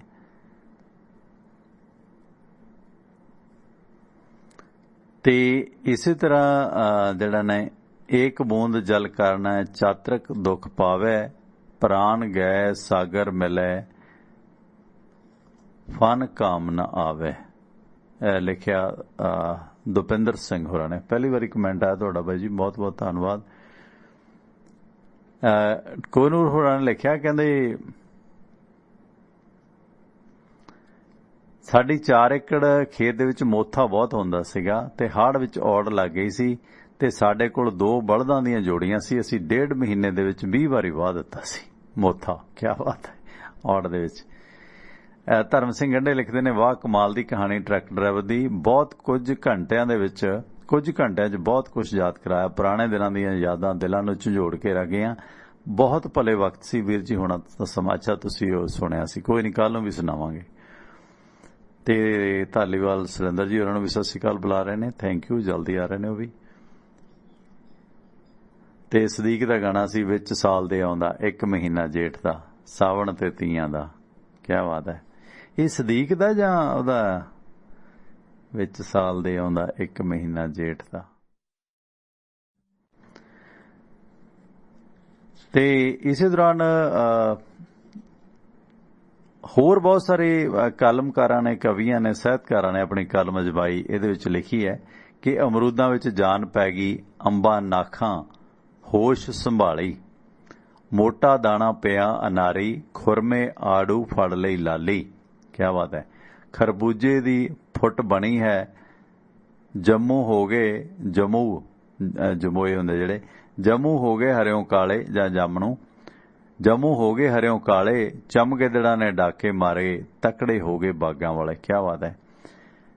ਅਮਰੂਦਾਂ ਵਿੱਚ ਜਾਨ ਪੈ ਗਈ, ਅਮਰੂਦਾਂ ਵਿੱਚ ਜਾਨ ਪੈ ਗਈ, ਅੰਬਾਂ ਨਾਖਾਂ ਹੋਸ਼ ਸੰਭਾਲੀ, ਮੋਟਾ ਦਾਣਾ ਪਿਆ ਅਨਾਰੀ, ਖੁਰਮੇ ਆੜੂ ਫੜ ਲਈ ਲਾਲੀ, ਖਰਬੂਜੇ ਦੀ ਫੁੱਟ ਬਣੀ ਹੈ, ਜੰਮੂ ਹੋ ਗਏ ਹਰਿਓਂ ਕਾਲੇ, ਚਮਗਿੱਦੜਾਂ ਨੇ ਡਾਕੇ ਮਾਰੇ, ਤਕੜੇ ਹੋ ਗਏ ਬਾਗਾਂ ਵਾਲੇ। ਸੋ ਇਹ ਸਾਡੇ ਖਿੱਤੇ ਦੀਆਂ ਬਾਤਾਂ ਨੇ ਜੀ, ਕਿਆ ਹੀ ਬਾਤਾਂ ਨੇ ਪੰਜਾਬੀ ਸੱਭਿਆਚਾਰ ਦੀਆਂ। ਸੋ ਇਹ ਸੀ ਹੜ ਮਹੀਨੇ ਦੀਆਂ ਕੁਝ ਚਰਚਾਵਾਂ। ਤੇ ਹੁਣ ਕਮੈਂਟ ਮੈਂ ਪੜ੍ਹਦੇ ਹਾਂ। ਖੂਬਸੂਰਤ ਟਰੈਵਲ, ਥੈਂਕ ਯੂ ਜੀ। ਅਹਿਮਦਗੜ੍ਹ ਵਾਲੇ ਦੱਸਿਆ ਕਰੋ ਕਿ ਇਦਾਂ ਦੇ ਵਿਰਾਸਤੀ ਪ੍ਰੋਗਰਾਮ ਤੁਹਾਨੂੰ ਕਿੱਦਾਂ ਲੱਗਦੇ ਨੇ।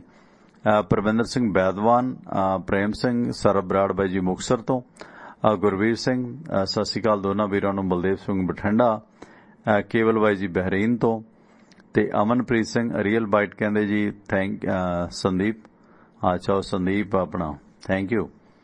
ਰੀਅਲ ਬਾਈਟ, ਹਾਂ ਇਹਨਾਂ ਨਾਲ ਤੁਸੀਂ ਸੰਪਰਕ ਕਰ ਸਕਦੇ ਹੋ, ਯੂਟਿਊਬ ਤੇ ਵੀ ਸੰਪਰਕ ਹੋ ਸਕਦਾ ਹੈ। ਜਿਹੜੀ ਆ ਹੁਣ ਇਮੀਗ੍ਰੇਸ਼ਨ ਦੀ ਸਮੱਸਿਆ ਆ ਰਹੀ ਹੈ ਨਾ, ਆਈਲੈਟਸ ਪਾਸ ਲੜਕੇ ਲੜਕੀਆਂ ਦੇ ਜੋ ਲਫੜੇ ਨੇ, ਸੋ ਰੀਅਲ ਬਾਈਟ ਵਾਲਿਆਂ ਨਾਲ ਸੰਪਰਕ ਕਰ ਸਕਦੇ ਹੋ, ਵੀ ਤੁਹਾਨੂੰ ਅੱਗੋਂ ਸੰਦੀਪ ਨਾਲ ਸੰਪਰਕ ਕਰਵਾ ਦੇਣਗੇ।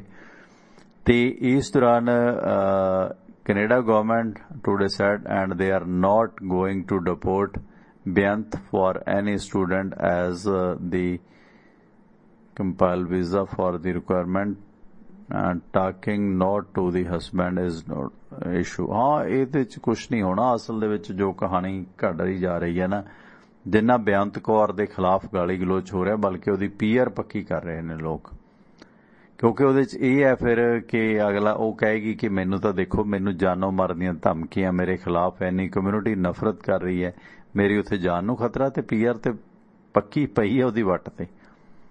ਸੋ ਇਹ ਜਿੰਨਾ ਉਹਨੂੰ ਕੋਸਦੇ ਨੇ ਉਨੀ ਉਹਦੀ ਪੀਆਰ ਪੱਕੀ ਹੋਈ ਜਾ ਰਹੀ ਹੈ। ਸੋ ਕੁਲਦੀਪ ਸਿੰਘ ਗਰੋਵਰ, ਬਲਕਿ ਉਸ ਦੀ ਨਹੀਂ, ਹੋਰਾਂ ਨੂੰ ਵੀ ਇਹ ਸਹਾਰਾ ਮਿਲ ਜਾਣਾ ਕਿ ਦੇਖੋ ਜੀ ਮੇਰਾ ਇਹ ਕੇਸ ਹੈ, ਮੈਨੂੰ ਉੱਥੇ ਬਹੁਤ ਖਤਰਾ, ਮੇਰੇ ਗਈ ਤੇ ਤੇਜ਼ਾਬ ਪੈ ਜਾਏਗਾ, ਉਹ ਹੋ ਜਾਏਗਾ, ਫਿਰ ਉਹ ਮਲਾਲਾ ਟਾਈਪ ਹਮਦਰਦੀ ਮਿਲੇਗੀ। ਸੋ ਗੁਰਦੇਵ ਸਿੰਘ ਦੁਲਟ, ਥੈਂਕ ਯੂ ਜੀ, ਗੁੱਡ ਨਾਈਟ। ਅੱਛਾ, ਤੁਸੀਂ ਜਾ ਰਹੇ ਹੋ ਦੁਲਟ ਸਾਹਿਬ ਸੌਣ, ਥੈਂਕ ਯੂ। ਕੁਲਦੀਪ ਸਿੰਘ ਗਰੋਵਰ ਗੋਨਿਆਣਾ ਤੋਂ, ਗਰੋਵਰ ਸਾਹਿਬ ਨੰਬਰ ਮਿਲ ਗਿਆ ਤੁਹਾਡੇ ਮਿੱਤਰ ਬਲਜੀਤ ਜੀ ਹੋਰਾਂ ਦਾ, ਮੈਂ ਸੈਂਡ ਕਰਾਂਗਾ। ਰਣਧੀਰ ਸਿੰਘ ਹਿੰਦਾ ਸ਼ੇਰਗਿੱਲ, ਰੀਅਲ ਬਾਈਟ ਕਹਿੰਦੇ cases are pending from last 7 years and no outcome as was achieved, so even Gulati ma'am said we have to go through the MEA। ਉਹੀ ਹੈ ਨਾ, ministry of external affair. Madam Gulati ਕੀ ਕਰੇਗੀ? ਕੁਛ ਨਹੀਂ ਹੋ ਸਕਣਾ, ਸਿਰਫ ਗੁੰਮਰਾਹ ਆ, ਮੀਡੀਆ ਨੂੰ ਨੋਟ ਬਣਾ ਰਹੇ ਹੋ ਤੁਸੀਂ, ਹੋਰ ਕੁਛ ਨਹੀਂ ਹੈ। ਇਹਦੇ ਤੇ ਕਰਾਂਗੇ ਆਪਾਂ ਪ੍ਰੋਗਰਾਮ ਕੱਲ ਨੂੰ, ਕੋਈ ਨਹੀਂ। ਸਦੀਕ ਦਾ ਗਾਣਾ ਥੈਂਕ ਯੂ। ਬਲਵਿੰਦਰ ਸਿੰਘ ਬੈਦਵਾਨ, ਸਭ ਦਾ ਧੰਨਵਾਦ। ਧਾਲੀਵਾਲ ਬਰਾਮ ਜੀ, ਬਹੁਤ ਬਹੁਤ ਧੰਨਵਾਦ। ਬਲਵਿੰਦਰ ਸਿੰਘ ਪਾਖਰ ਸਿਓ, ਸੁੱਚਾ ਸਿੰਘ ਸਵੀਡਨ ਤੋਂ, ਮੁੱਢ ਜਾੜ ਖੁਰਕਣ ਨੂੰ ਖੇਤ ਵਿੱਚ ਡੱਕਾ ਨਹੀਂ ਸੀ ਲੱਭਦਾ। ਸੁਰਿੰਦਰ ਜੋਲਵਾਈ ਜੀ, ਥੈਂਕ ਯੂ। ਇਸ ਦੇ ਨਾਲ ਤੇਜਾ ਸਿਓ, ਮੱਖਣ ਸਿਓ, ਮਨਦੀਪ ਸਿੰਘ, ਪ੍ਰਵਿੰਦਰ ਸਿੰਘ ਬੈਦਵਾਨ, ਬਲਵਿੰਦਰ ਸਿੰਘ, ਬਲਰਾਮ ਸਿੰਘ ਧਾਲੀਵਾਲ, ਦਲਜੀਤ ਸਿੰਘ, ਥੈਂਕ ਯੂ ਵੀਰੇ। ਇਸ ਦੇ ਨਾਲ ਫੇਸਬੁੱਕ ਤੇ ਕੁਝ ਸੱਜਣਾ ਨੇ ਸ਼ਿਰਕਤ ਕੀਤੀ ਹੈ। ਪਿੰਟੂ ਵਾਲੀਆ ਜੀ, ਗੁਰਮੀਤ ਭੁੱਲਰ ਕੁਵੈਤ ਤੋਂ, ਭੈਣਾਂ ਨੇ ਹਰਵਿੰਦਰ ਜੌਰ, ਲਾਲੀ ਬਾਜਵਾ, ਦਲਜੀਤ ਬਾਜਵਾ, ਗੁਰਮੁਖ ਸਿੰਘ, ਹਰਵਿੰਦਰ ਸਿੰਘ, ਸੁਖਦੇਵ ਸਿੰਘ ਬੈਂਸ ਕੈਲਗਰੀ ਤੋਂ ਬਾਈ ਜੀ, ਬਲਵੰਤ ਸਿੰਘ, ਤੇਜਾ ਸਿੰਘ, ਤਰਲੋਚਨ ਸਿੰਘ ਕਲੇਰ ਕੈਨੇਡਾ ਤੋਂ, ਜੋਰਾ ਸਿੰਘ ਸਿੱਧੂ, ਲੱਖਾ ਭੁੱਲਰ, ਬਹੁਤ ਵਧੀਆ ਵਿਰਾਸਤੀ ਪ੍ਰੋਗਰਾਮ, ਥੈਂਕ ਯੂ। ਤੇ ਅਮਨਦੀਪ ਸਿੰਘ ਓਬੀ, ਥੈਂਕ ਯੂ ਵੀਰ, ਸਾਰਿਆਂ ਦਾ ਮਿਹਰਬਾਨੀ। ਤੇ ਲਓ ਇਸ ਵਕਤ ਫਿਰ ਹੁੰਦੀ ਆਪਣੀ ਮੁਲਾਕਾਤ ਸੁਰਿੰਦਰ ਹੋਰਾਂ ਦੇ ਨਾਲ, ਮਿਲਾਉਣੇ ਤਾਰਾਂ ਤੇ ਸਾਡੇ ਇਹਨਾਂ ਪ੍ਰੋਗਰਾਮਾਂ ਨੂੰ ਸਪੋਰਟ ਕੀਤਾ ਵਾਸ਼ਿੰਗਟਨ ਫਰੇਟ ਸਰਵਿਸ ਨੇ। ਸਿਆਟਲ ਇਲਾਕੇ ਦੇ ਵਿੱਚ ਲੋਕਲ ਲੋਡ ਚਾਹੁੰਦੇ ਹੋ ਤੁਸੀਂ, ਓਨਰ ਆਪਰੇਟਰ ਡਰਾਈਵਰ ਹੋ ਤਾਂ ਬਿਨਾਂ ਝਿਜਕ ਸੰਪਰਕ ਕਰੋ ਤੁਸੀਂ ਵਾਸ਼ਿੰਗਟਨ ਫਰੇਟ ਸਰਵਿਸ ਵਾਲਿਆਂ ਦੇ ਨਾਲ। ਜਗਦੇਵ ਸਿੰਘ ਸੰਧੂ ਹੋਰਾਂ ਦਾ ਨੰਬਰ ਹੈ 253 266 6924 253 266 6924।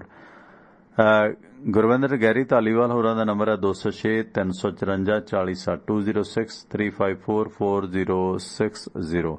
ਸੋ ਵਾਸ਼ਿੰਗਟਨ ਫਰੇਟ ਸਰਵਿਸ ਸਿਆਟਲ ਇਲਾਕੇ ਦੇ ਲੋਕਲ ਲੋਡ ਵਾਸਤੇ ਹਮੇਸ਼ਾ ਯਾਦ ਰੱਖੋ, ਤੁਹਾਡੀ ਸਹੂਲਤ ਮੁਤਲਕ ਡਿਸਪੈਚ ਵੀ ਤੁਹਾਨੂੰ ਪੰਜਾਬੀ ਤੇ ਅੰਗਰੇਜ਼ੀ ਭਾਸ਼ਾ ਦੇ ਵਿੱਚ ਦਿੰਦੇ ਨੇ। ਤੇ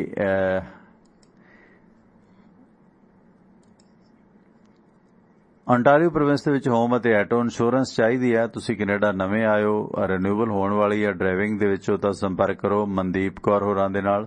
ਨੰਬਰ ਹੈ 647 615 5000 647 615 5000। ਅੰਟਾਰੀਓ ਪ੍ਰੋਵਿੰਸ ਵਿੱਚ ਹੋਮ ਅਤੇ ਆਟੋ ਇੰਸ਼ੋਰੈਂਸ ਲਈ ਹਮੇਸ਼ਾ ਯਾਦ ਰੱਖੋ ਮਨਦੀਪ ਕੌਰ ਜੀ ਦਾ ਨੰਬਰ 647 615 5000। ਬੇਕਰਸਫੀਲਡ ਇਲਾਕੇ ਦੇ ਵਿੱਚ ਵਿਚਰ ਰਹੇ ਤੇ ਮਾਰੋ ਟਰੈਕਟਰ ਵਾਲਿਆਂ ਨੂੰ brake. Union village truck stop ਤੇ ਨਾਲ ਇੰਡੀਅਨ ਰੈਸਟੋਰੈਂਟ ਬਣਿਆ, ਦੇਸੀ ਘਿਓ ਦੇ ਪਰੌਂਠਿਆਂ ਦਾ ਲੁਤਫ ਲਓ, ਟਰੱਕ ਵਾਸ਼ ਕਰਾਓ, ਡੀਜ਼ਲ ਪਵਾਓ। ਇੱਥੇ ਜਿੱਥੇ ਪਹਿਲਾਂ ਟਰੱਕ ਯੂਨੀਅਨ ਸਕੂਲ ਹੁੰਦਾ ਸੀ ਉਸੇ ਜਗ੍ਹਾ ਤੇ ਬਣਿਆ ਹੋਇਆ ਇਹ ਅਦਾਰਾ ਯੂਨੀਅਨ ਵਿਲੇਜ ਟਰੱਕ ਸਟਾਪ। ਤੇ ਸੁਖੀ ਘੁੰਮਣ ਹੋਰਾਂ ਦਾ ਰੋਡਵੇਜ਼ ਟਰਾਂਸਪੋਰਟ ਵਾਲਿਆਂ ਦਾ ਇਹ ਕਾਰੋਬਾਰ ਹੈ, ਨਾਲ ਇੰਡੀਅਨ ਰੈਸਟੋਰੈਂਟ ਬਣਿਆ, ਦੇਸੀ ਘਿਓ ਦੇ ਪਰੌਂਠਿਆਂ ਲਈ ਬਹੁਤ ਖਾਸੀਅਤ ਹੈ ਇਸ ਦੀ। ਹੋਰ ਭਾਰਤੀ ਵਿਦੇਸ਼ੀ ਖਾਣੇ ਵੀ ਇੱਥੇ ਛਕ ਸਕਦੇ ਹੋ। ਸੁਖੀ ਘੁੰਮਣ ਹੋਰਾਂ ਦਾ ਨੰਬਰ ਹੈ 661 304 7500 661 304 7500। ਤੇ ਜੈ ਘੁੰਮਣ ਹੋਰਾਂ ਦਾ ਨੰਬਰ ਹੈ 661 885 8858 union village truck stop Bakersfield ਤੋਂ। ਇਸ ਦੇ ਨਾਲ ਅਮਰੀਕਨ ਟੈਕਸ ਫਰਮਾਂ ਦੇ ਵਿੱਚ 5 ਸਾਲ ਦੇ ਕੰਮ ਕਰਨ ਦੇ ਤਜਰਬੇ ਯਾਫਤਾ ਸੀਪੀਏ ਤਰਸੇਮ ਸਿੰਘ ਗਿੱਲ, ਜੋ ਕਿ ਨਿਊਜਰਸੀ ਦੇ ਲਾਗੇ ਈਸਟਰਨ ਸਿਟੀ ਪੈਨਸਿਲਵੇਨੀਆ ਦੇ ਵਿੱਚ ਵਸਦੇ ਨੇ। ਤੁਸੀਂ ਉਹਨਾਂ ਕੋਲ ਆਪਣੇ ਇੰਡੀਵਿਜੂਅਲ ਬਿਜ਼ਨਸ ਵਪਾਰ ਕਾਰੋਬਾਰ ਦੀ ਹਰ ਤਰ੍ਹਾਂ ਦੀ ਰਿਟਰਨ ਸਰਵਿਸ ਲੈ ਸਕਦੇ ਹੋ, ਭਰਵਾ ਸਕਦੇ ਹੋ। ਰਿਸ਼ਤੇਦਾਰ ਕਿਸੇ ਨੂੰ ਅਮਰੀਕਾ ਸੱਦਣਾ, green card, work permit, spouse case apply ਕਰਨਾ, ਇਮੀਗ੍ਰੇਸ਼ਨ ਦਾ ਕੋਈ ਵੀ ਕੰਮ, ਅਮਰੀਕਨ ਇਮੀਗ੍ਰੇਸ਼ਨ ਦਾ ਸੇਵਾਵਾਂ ਤਰਸੇਮ ਸਿੰਘ ਗਿੱਲ ਦੀਆਂ ਲੈ ਸਕਦੇ ਹੋ।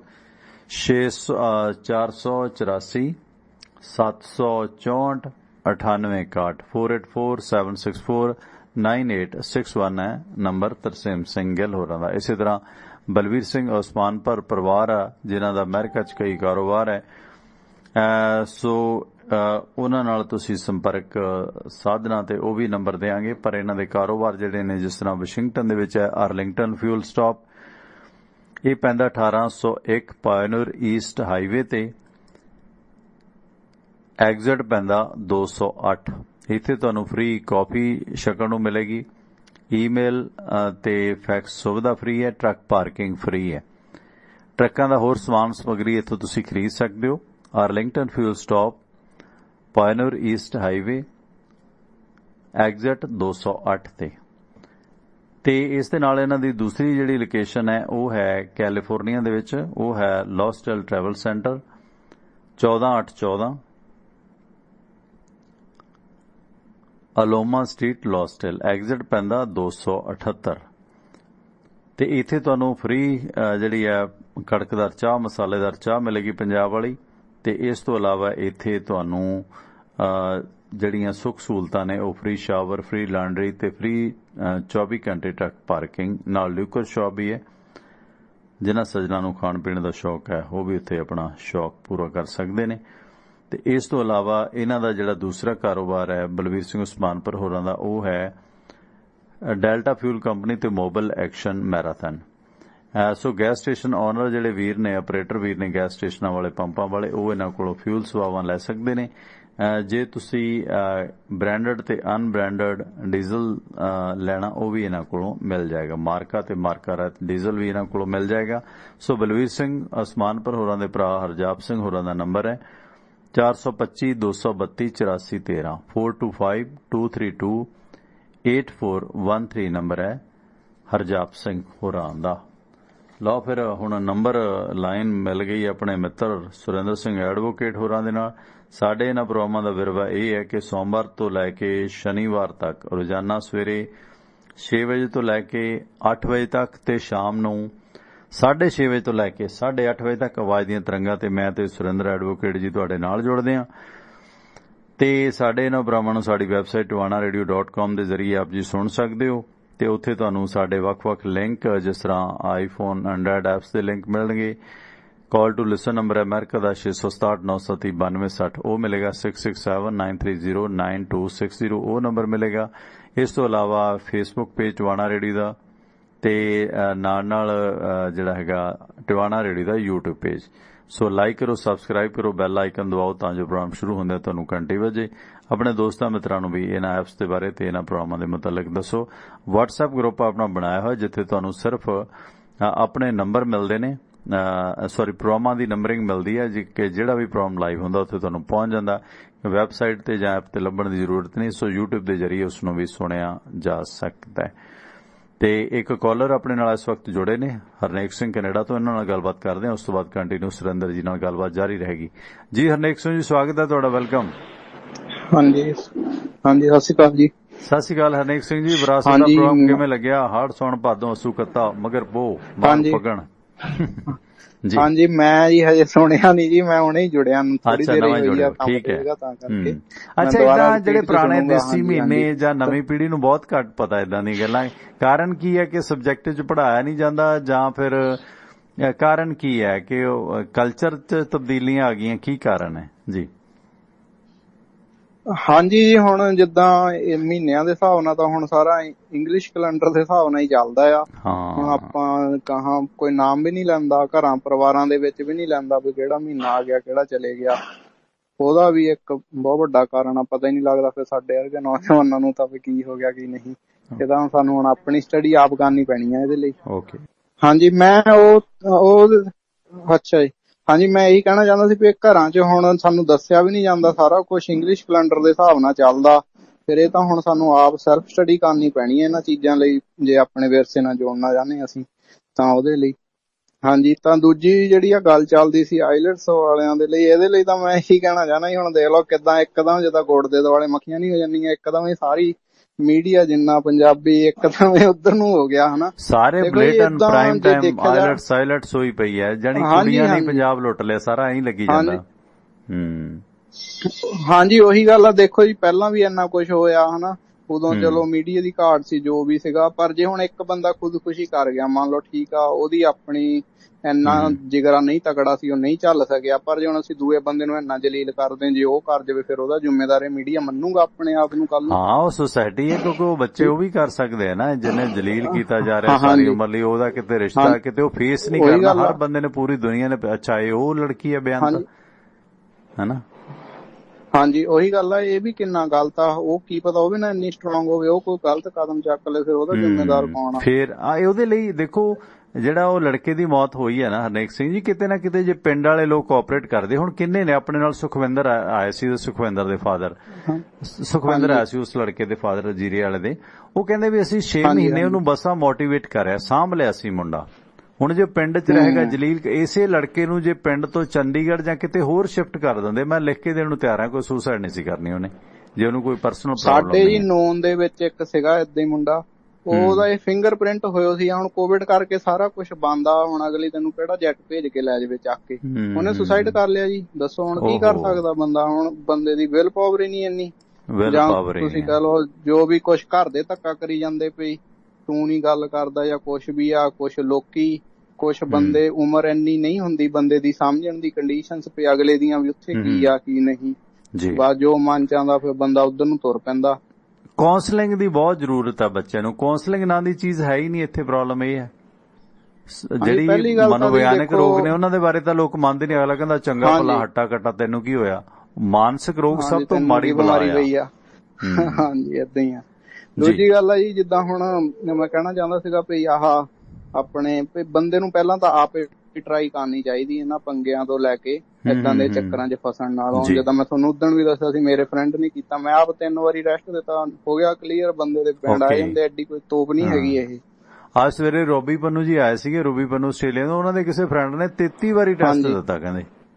ਹਾਂਜੀ ਮੈਂ ਸੁਣੀ ਸੀ ਉਹ ਵੀ। ਹਾਂਜੀ ਉਹੀ ਗੱਲ ਆ, ਇਹ ਇਦਾਂ ਦੇ ਸਾਡੇ ਰੋਲ ਮਾਡਲ ਹੋਣੇ ਚਾਹੀਦੇ ਨੇ ਕਿ ਯਾਰ ਟਰਾਈ ਅਗੇਨ। ਤੁਸੀਂ ਐਡਾ ਤੁਹਾਡਾ ਜਿਗਰਾ ਕਿ 33 ਵਾਰੀ ਟੈਸਟ ਦਿੱਤਾ ਔਰ ਪਾਸ ਹੋਇਆ ਅਖੀਰ ਨੂੰ, ਤੁਸੀਂ ਕਿਉਂ ਸ਼ਰਮ ਮੰਨਦੇ ਹੋ? 2 ਵਾਰੀ ਦਿੱਤਾ, 4 ਵਾਰੀ ਦਿੱਤਾ, 10 ਵਾਰੀ ਦਿੱਤਾ, ਆਪ ਤਾਂ ਤੁਸੀਂ ਕੀਤਾ ਨਾ, ਮੁੱਲ ਦੇ ਵੈਂਡ ਤਾਂ ਨਹੀਂ ਲਏ, ਸਪਾਊਸ ਨੂੰ ਤਾਂ ਨਹੀਂ ਮਿਸਯੂਜ਼ ਕੀਤਾ, ਮਤਲਬ ਉਹਦਾ ਸਾਰਾ ਤਾਂ ਨਹੀਂ ਲਿਆ। ਹੁਣ 40-40 ਲੱਖ ਰੁਪਏ ਲਾਇਆ, ਜੇ 5 ਲੱਖ ਸਟੱਡੀ ਤੇ 10 ਲਾ ਵੀ ਦਿੰਦੇ, 20 ਵੀ ਲਾ ਦਿੰਦੇ, ਘੱਟੋ ਘੱਟ ਆਪਣੀ ਪ੍ਰਾਪਤੀ ਤਾਂ ਹੈਗੀ, ਇਹਨਾਂ ਕਹਿਣ ਜੋਗੇ ਆ ਜੀ। ਭਾਜੀ ਹੁਣ ਸਾਡੇ ਲੋਕਾਂ ਦੀ ਫਿਤਰਤ ਇਹ ਆ ਵੀ ਜਿਹੜੇ ਅਕਾਲੀਆਂ ਨੇ ਸਮਝੌਤੇ ਕੀਤੇ ਐਗਰੀਮੈਂਟ ਬਿਜਲੀ ਨਾਲ, ਅਸੀਂ ਉਹ ਤੜਾਉਣ ਨੂੰ ਫਿਰਦੇ ਆ, ਆਪਣੇ ਸਿਰੇ ਚੜਾਉਣ ਨੂੰ ਫਿਰਦੇ ਆ।